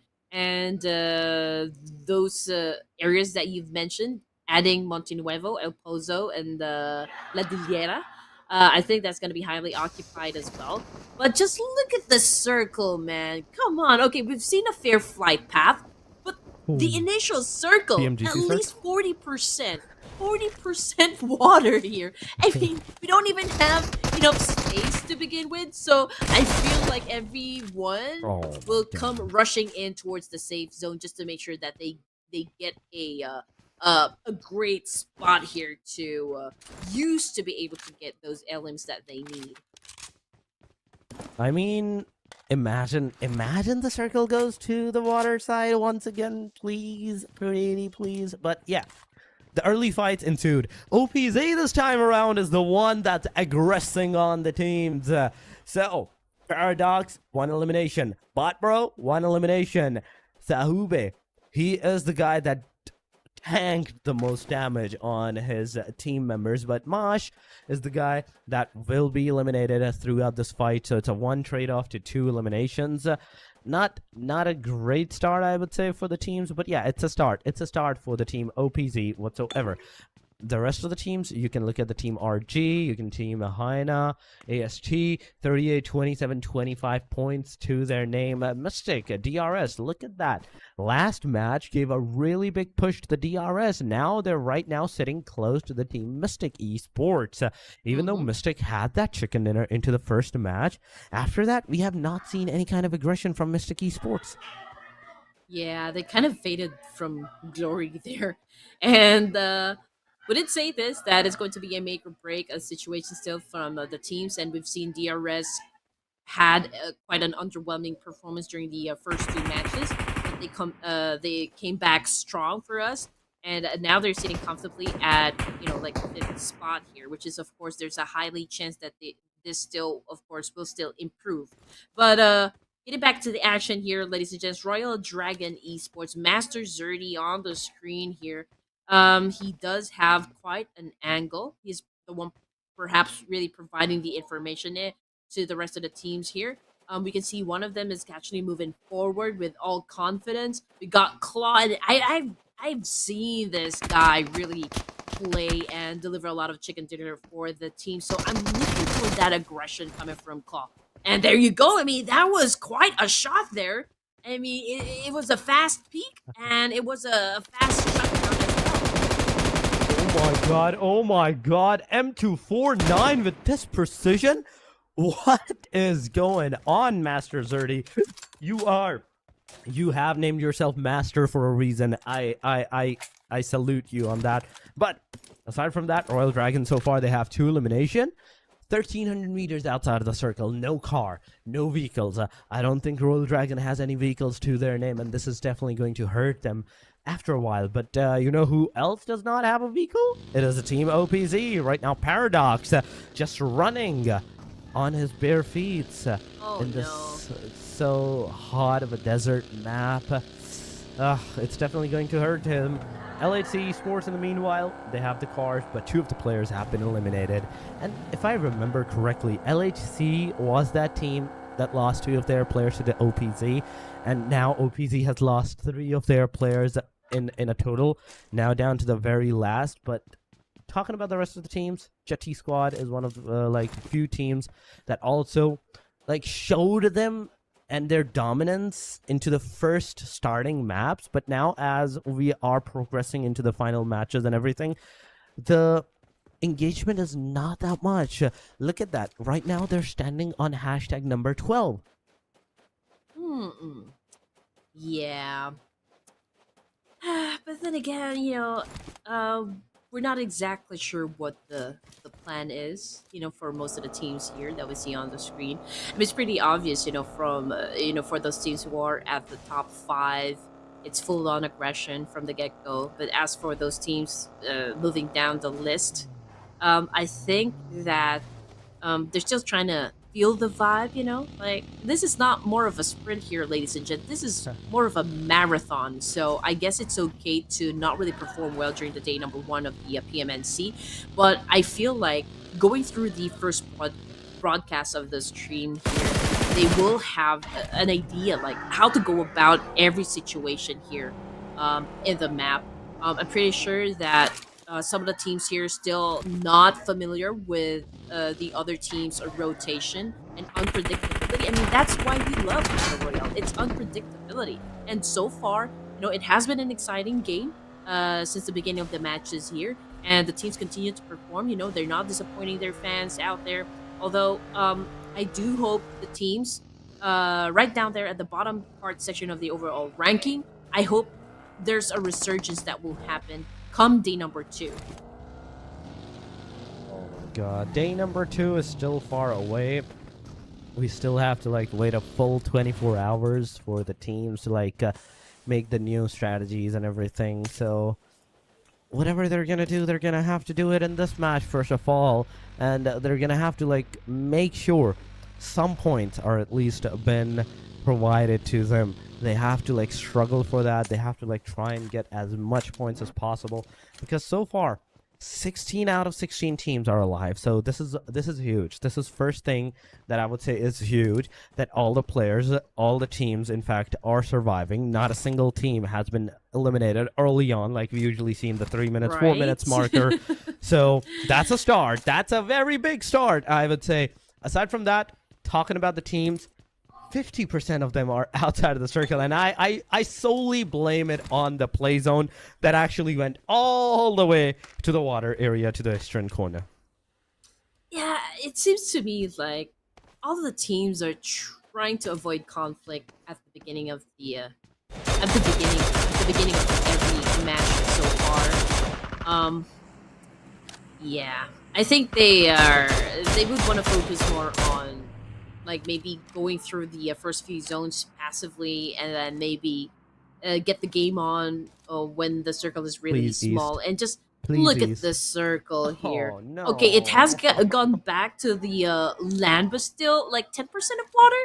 So I feel like the moment those teams hit the edge of the circle, that's the time that we're going to witness a lot of trades happen, especially around Graveyard, La Bendita, Minas Generales. And I feel like, some of the teams will not even get into the safe zone. They are not going to have that chance since, most of the teams are headed towards that direction. So I feel like they're going to have a collision some part somewhere. Man, I was hoping for the circle to go in the water. Come on. Can I have anything But what we are having right now, guys, ladies and gentlemen, is the fight. Mystic is taking the fight. They are getting some eliminations to their name. That's first elimination to Guild. But Guilds, I'm not sure if I'm saying that right. Again, I don't know. I'm really sorry. Someone has to pronounce it for me to know. But yes, aside from that, nobody is in the premises. The only player that was in the premises of MTD Twisted has finally been eliminated. The rest of the teams, they are trying their level best in hopes of getting those positioning, those placements and all that. And you can see the teams that was in the close proximity a while ago. They're moving away. Team RLX so far close to the tribe AEROMACY. The situation can go either way, any way, but so far the fights are not ensuing. The fights are not happening, no matter how you look at it. Okay, so this is the situation here. Tribe AEROMACY may go up against RLX Esports. They don't really have the advantage since we're looking at the last two players here. But for our RLX Esports, there's some sort of hesitation coming from the team. Maybe because they're down to their 3 players as well, and at this point they don't want to risk losing more members from the team here. But as for Zio and of course his teammate over here, which is Rig, they're prepared. They're prepared to go into a fight here, but they're not the one who's going to be at the offense side. They will be at the defense side, so they're definitely going to be waiting for RLX to step in and not the other way around. This is the big thing, that right now, at this point, what we're looking at is the staleness of the Miramar. Miramar is at its very peak. No team is fighting, even though they're close to the proximity. They're not getting into those engagements and those eliminations. And because of this, I really love the fact that it will be a chaotic situation when the circle is actually going to take its shift to the stage number 3, stage number 4, because these 16 teams, they will have nowhere else to go other than to take the fight, other than to take those engagements and those fights, everything. So whatever the teams are going to do, they have to do something really fast. As the stage number 3 has ensued, it has gone to the northeastern side corner this time around. VE team JUTTI squad, they have the circle for themselves. There is the team Nadzu from the HAINA side and all the team HAINAs as they're entering the circle from the northern area. Nobody's going to be on their backstab. But look at the south side. Look at the centralized position, the Minas General areas, the eastern, the south sides. Where the majority of the fights are actually going to happen. That's where the first fights, in fact, are going to happen. That's going to take down the full life of a complete team. Yeah, there's going to be a lot of battles that will happen around south part area of the safe zone, but you know, just like what we've witnessed in Erangel a while ago during that match, you know, there's that big mountain right there, right from the Gapcom part. But I mean, from this Miramar, there's a lot of mountain ranges that we can capitalize on, but we're putting a stop on that one because more important is esports is going berserk right now with the massive spray. But unfortunately, man, that was an accurate and effective counter coming from DRS. And the best part is they get to keep all of their members. There's a need for them to kind of pick each other up as fast as they can because there's another team that's lurking within the area and might possibly crash the compound where they're currently staying at, and of course challenge them up and not even let them lick their woods. Tribe AEROMACY is having an altercation as well in another part of Miramar. Not exactly sure, but one of them is currently knocked down on the ground. Okay, so Zai will try to pick him up. The situation is popping up those smokes to conceal, to try to disorient, you know, the teams that are monitoring the situation. But I do wonder how far Tribe AEROMACY survived this round. I mean, they're down to their last 2 players, and there's a team just really waiting for that right opportunity to shut them down. I mean, no matter how we look at it, this is a typical Miramar going on, but I do know the fact that RG, as they were on the hashtag number 1 because of this overall ranking so far, it's definitely going to hurt them a lot. Not a little, but a lot to them from this point onward. But while we're talking about the fact and figurines of the teams, you can see the fact as all the players are right now cementing themselves into a safer side position. Nobody's actually over pushing, over aggressing, or anything like that sort. Yes, some teams got into the fight, some teams got eliminated like RG, OPZ, but aside from that, nothing else is happening that can actually put the teams in harm's way. It's absolutely true. Just because we still got plenty of more space to go. So most of the teams here are killing nothing but time. It's pretty vanilla if you're going to think about it. But there's a need for the teams to be passive for now, just because again, it's a big space. There's plenty to go around at this point in the match. But cannot say the same on the side of RLX Esports as they now open fires up against this team, but not exactly hitting them. Not connecting for now, so I do hope they're going to go in for a pinch here. I do hope they can maintain multiple angles, because that's the best way to go, especially in Miramar. You have to be able to maintain multiple angles here to collect a lot of points. That is true. But if you're looking at the fact that the teams are not fighting and this is stage number 4 that's closing in 2 minutes, you know what's coming. Everyone know what's coming. All the teams, in fact, know what's coming because of the players that are right now alive. That is a number of 50. And meaning that from the total of 64 players, only 14 players so far have been eliminated. The rest of the players, the rest of the 50 players, those 14 teams, the teams might think, okay, it's less than 14 teams, but they don't know that. We know that. We know that it's 14 teams, and that is a lot of number of the teams, meaning that no matter where you're going to go, no matter which angle you're going to take for yourself, there's always going to be a blood and chaos waiting for you. The fight is definitely waiting for you to take the action against you. But JUTTI squad right now, looking at the players on the other side, you can see the team AST versus WE finally happening. AST back to back, those eliminations are happening, occurring. 2 players from the team WE and RC, they have been eliminated, meaning the last 2 players that are of the VE and RC, they're kind of in the different angle, different position, and right now they're in front of the team RLX. Yeah, Orpheus caught a nade, so I believe he has been sent back to the lobby here. And as for RLX and Tribe AEROMACY, it's still a standoff. Nobody is making a hard push. Nobody wants to make a mistake here. Just moments ago, we've seen a Tribe AEROMACY go up against another team, from the other side of this compound. It's definitely not coming from RLX, but amazingly, Tribe AEROMACY was able to survive that clash, and Zai was able to pick up his teammates. So we're still looking at 2 players for the side of Tribe AEROMACY. Now, moments ago, they've had quite an aggressive gameplay. They finished a couple of matches with a double-digit score, but somehow their tenacity and their overall gameplay kind of slowing down. So perhaps they're taking their time, for day number 1. RLX, man, that was such a mishap right there. VE was able to score a point quite easy, and RLX just like that down to their 2 players. They are down to their 2 players. That is, in fact, true. But I'm not sure how to put this on with that much aggression coming on.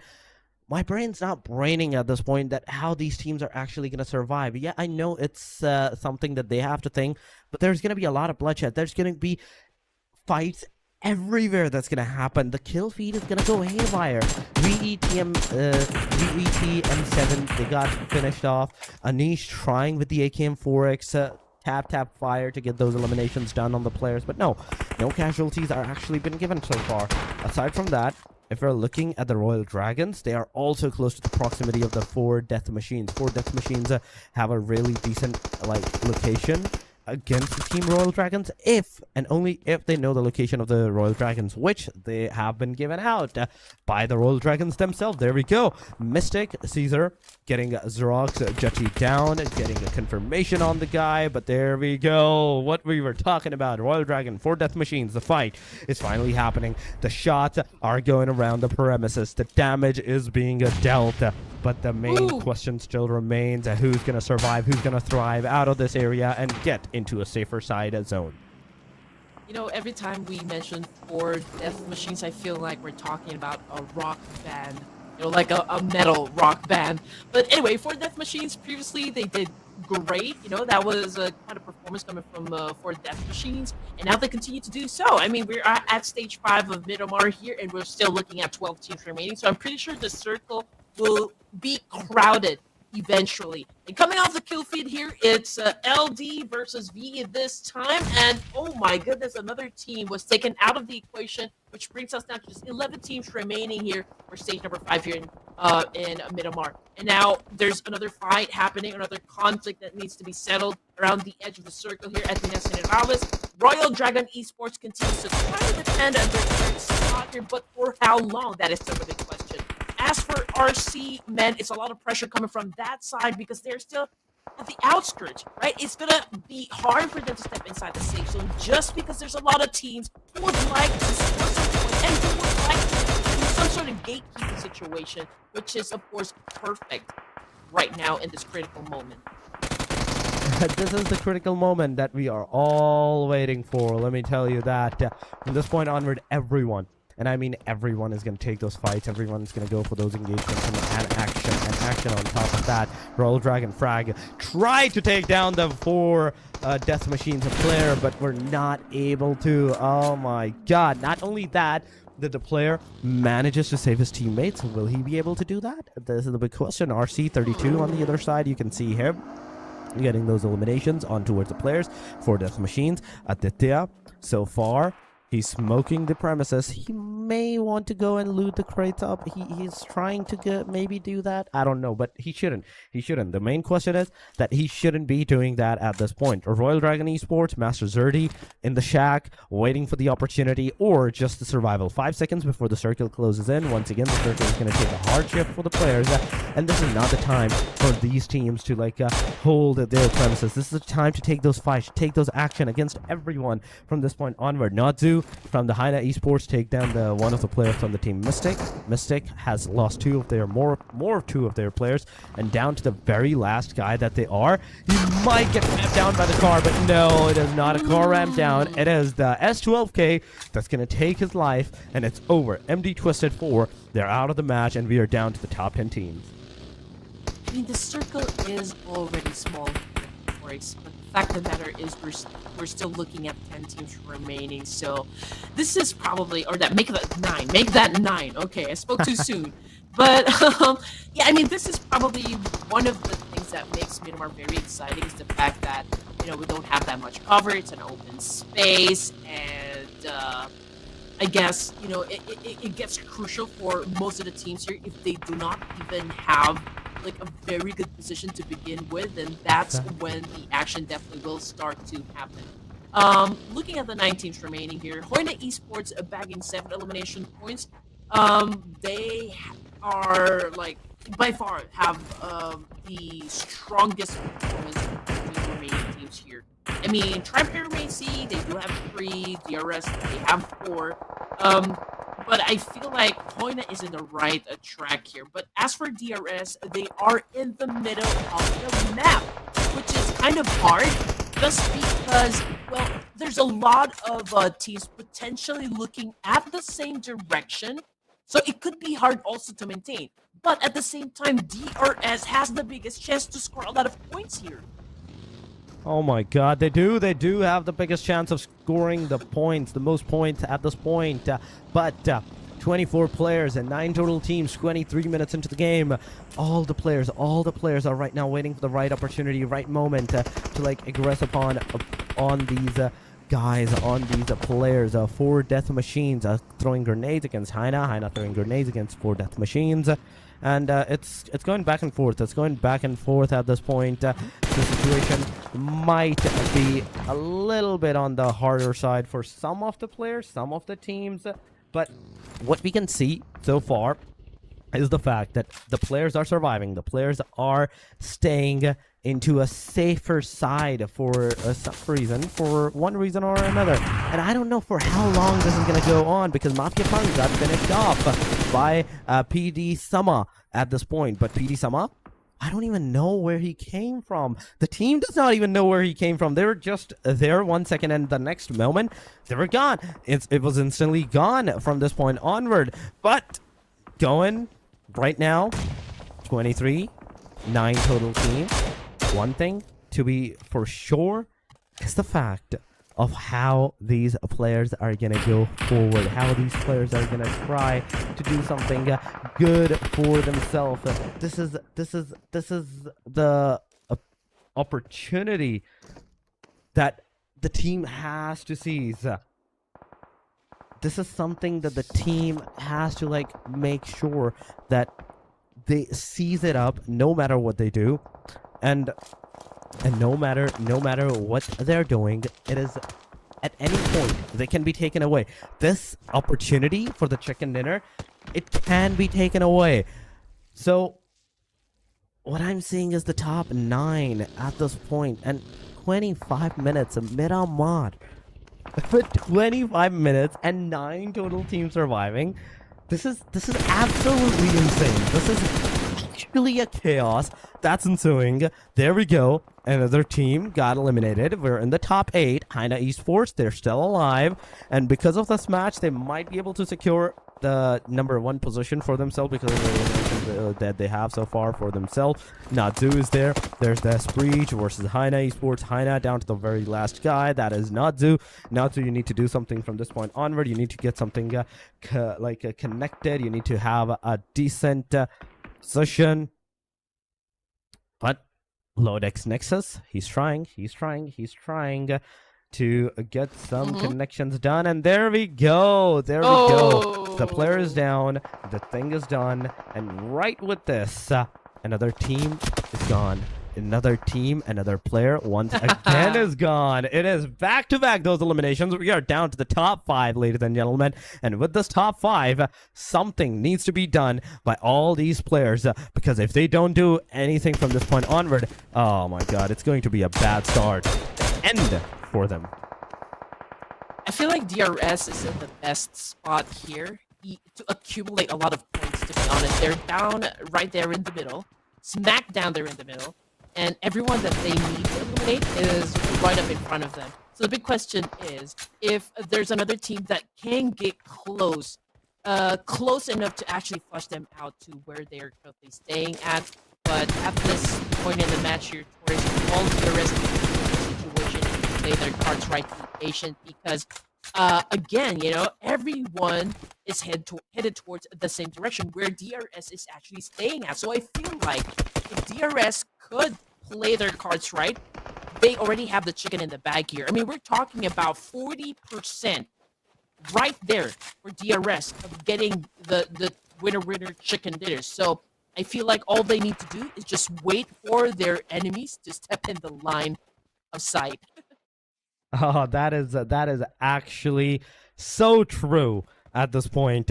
They just need to wait it out. They just need to make sure that they hold the position, they hold the premises, and try to cement themselves into the ground as much as they can. SHREEPECH Esports, 4DM, DRS, these are the 3 names that are right now alive, and they're the only hope that are right now surviving from this point onward. There is not a lot of opportunities. DRS, yes, you have the opportunity, most opportunity to get that chicken dinner because of the man advantage that you have. But still, the other teams have the same advantage as well. They have the 3-man still. So it can be a 3 versus 4 against you, in which they can win. Yeah, this is already the critical point that we are talking about. I mean, this is the last round. So we're looking at this final three teams and which of them are gonna score the chicken dinner. It's about time. It's been a long time coming from DRS to score a WWC, and so far all they have to just really maintain this spot. And I think they can do that because we're down to the final two teams remaining here. Okay, I think this is a fair fight. Not really, not exactly fair because DRS they're holding on to a compound here, so they're safe. They are surrounded by which of course will protect them from any bullets headed towards their direction. But SPE right now they need to establish good communications here on how they're gonna approach this very compound where DRS is actually staying at. But at this point, Torx, I feel like they're already at a disadvantage. And DRS, this is going to be a 4v2 situation. So again, DRS pretty much has this in the bag. They pretty much do. They actually pretty much do. They have it in the back. And there we have it. There we have it. DRS, the winner, chicken dinner takers. Amazing job done into the final match of the game.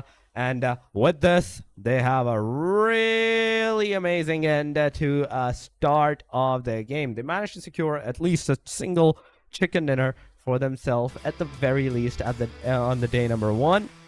But now from this point onward, what we have to know is the fact that what the team standings are, how the teams are holding themselves up from this point onward, because if they're not like having a really good positioning points or the elimination points, it might be a difficult situation for them into the next phases, the day number 2, the day number 3 that might occur from this point onward. Yes, you're absolutely right. And now looking at the highlights here, OPZ. Okay, what can we say about this team? I mean, day 1 of the PMNC is definitely not their game. During the first 2 matches, they're the first team to be taken out of the equation. Yes, there have been some improvements, but considering the last fight or the last performance we've seen so far coming from OPZ, obviously they will have to go back to the drawing board, talk about what went wrong in every situation that they've come across with, and change their overall gameplay. There needs to be some sort of alteration in their overall tactics. That is actually true. They need to change their tactics and everything from this point onward. This is something that they have to make sure that they're doing to the absolute most best thing. And from this point onward, something needs to be done by these guys.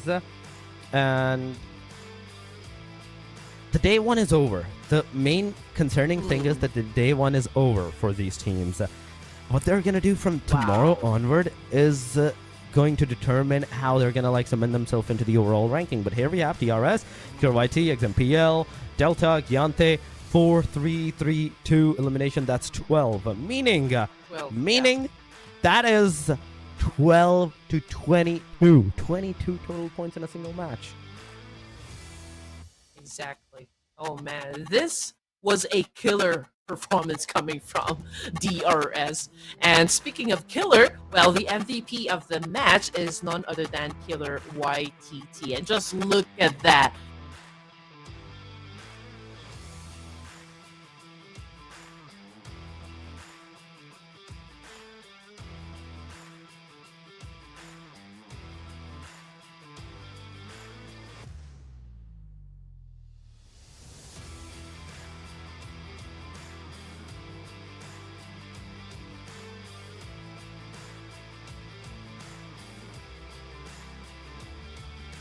Yeah, that is true. That is true. We have the MVP of the match with the 41% of the headshot, 58% of the body eliminations. Okay, the body shots, the 4 eliminations is the total right now. Going to the match summary, it is 58 elimination, 9,373 damage, 56 knockouts, 213 throttles used, 2 airdrops, 10 headshots. And with the 15 revival, 386 meters of a distance, we have...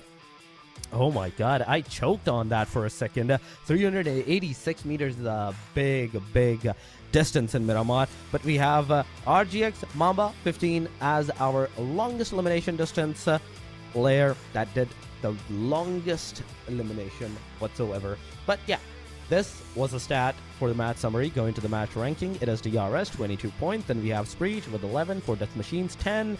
Then we have 9 points for HAINA Esports, Lord Nexus with 7, LHC with 6, 4 for RC, 4 for JUTTI Squad.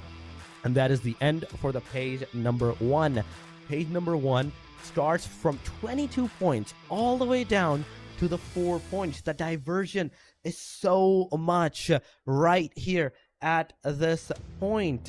And right with this, the second page will determine the 0 points. But oh my god, VEE2S TM7 is the only team with 0 points.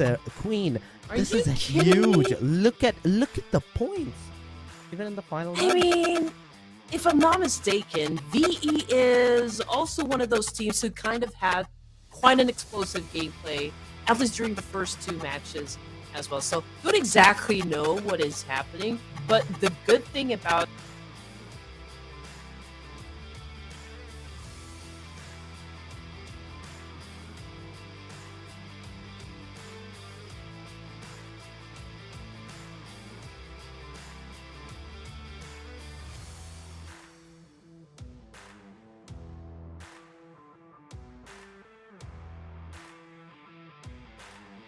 Oh my god. Yeah. We lost Queen again, but yeah, I'm here for you guys. Don't worry about it, guys.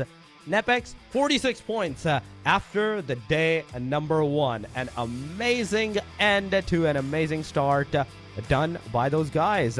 And right with this, we're talking about the rest of the teams. Look at the DRS: 43, 39 for Royal GurKHAS, HAINA Esports 36, 28 for AEROMACY, T2K 27, 26 for Lord Nexus, for Death Machines 26, 25 for the MD Twisted 4, RC 32, 21. Then we have WE E2 STM7 with 20 points, Breach with 19, Killer of Mountains 17, RLX 16, Royal Dragons 15 alongside of JUTTI Squad, VE and RC with the 15 points, in fact 11 points, OPZ with 8, 7 for LHC and 7 for Syndicate as well.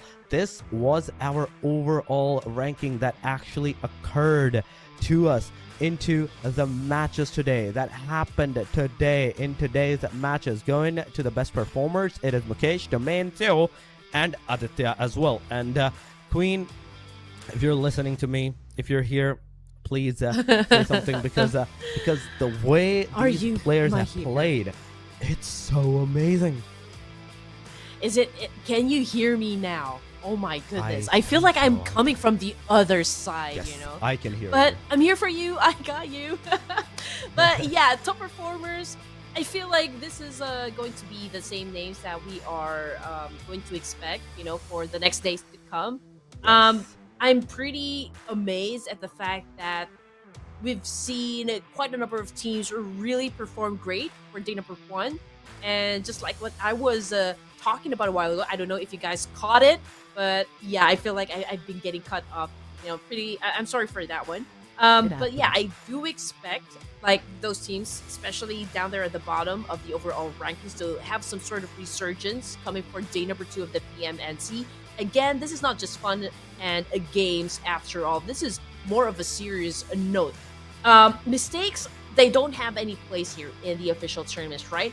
Everything needs to be ironed out. Everything needs to be polished, because if it's not polished, then you will give the chance to the other teams to dominate the PMNC. And so far, we already know, right? I mean, it's shaping up to be like those top 5 teams that we see coming back strong over and over and over again. I believe if they continue on at that kind of pace, man, they're the same teams that we're going to see at the GrandFinals. That might be very true from this point onward. If the team stays with the same momentum that they have done in the first day today, we might see only these teams going into the finals. But yeah, this is the name of the game. This is the PUBG. At any point in time, at any time, anything can happen. But yes, this is the day number 1 completely concluded. We still have tomorrow, the day after, and the day after that as well. So make sure you guys tune in for that. And if you haven't subscribed yet, make sure you do that right now to get notified. Yes. Notified for the live streams that is occurring, that will occur. So do that, and we will see you tomorrow. Until then, have a very amazing night, ladies and gentlemen. Have an amazing, great night. Take care of yourself. Take care.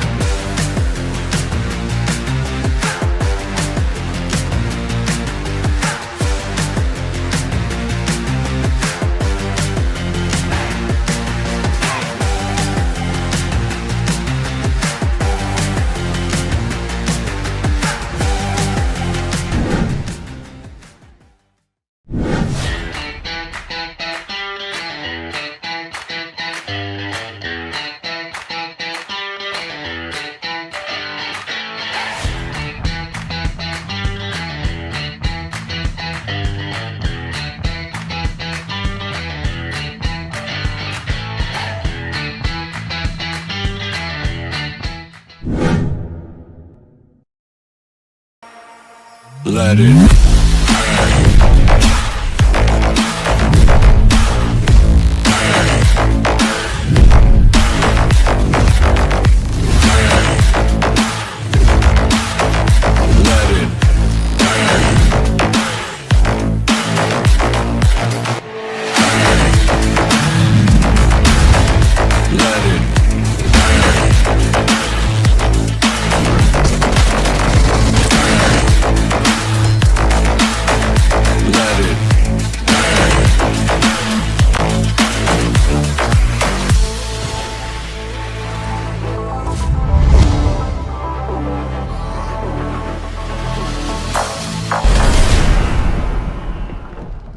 Great news!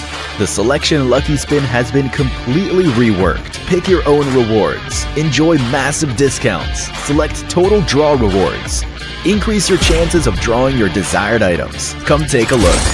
Tap here and choose Selection Lucky Spin to go to the event page. This Lucky Spin event introduces a completely new draw experience. Choose items according to your preferences.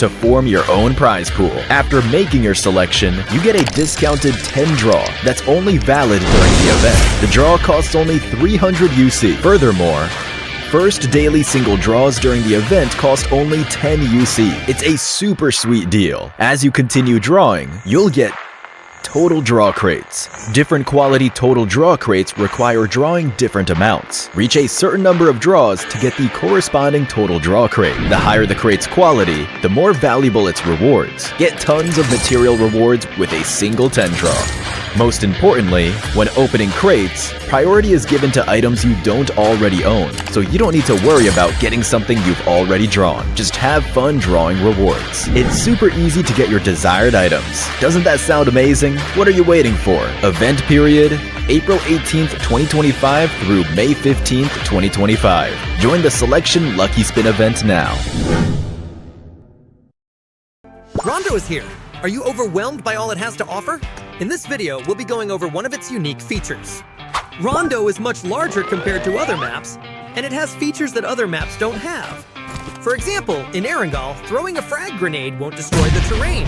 Yet in Rondo, doing the same thing blasts a hole in the ground.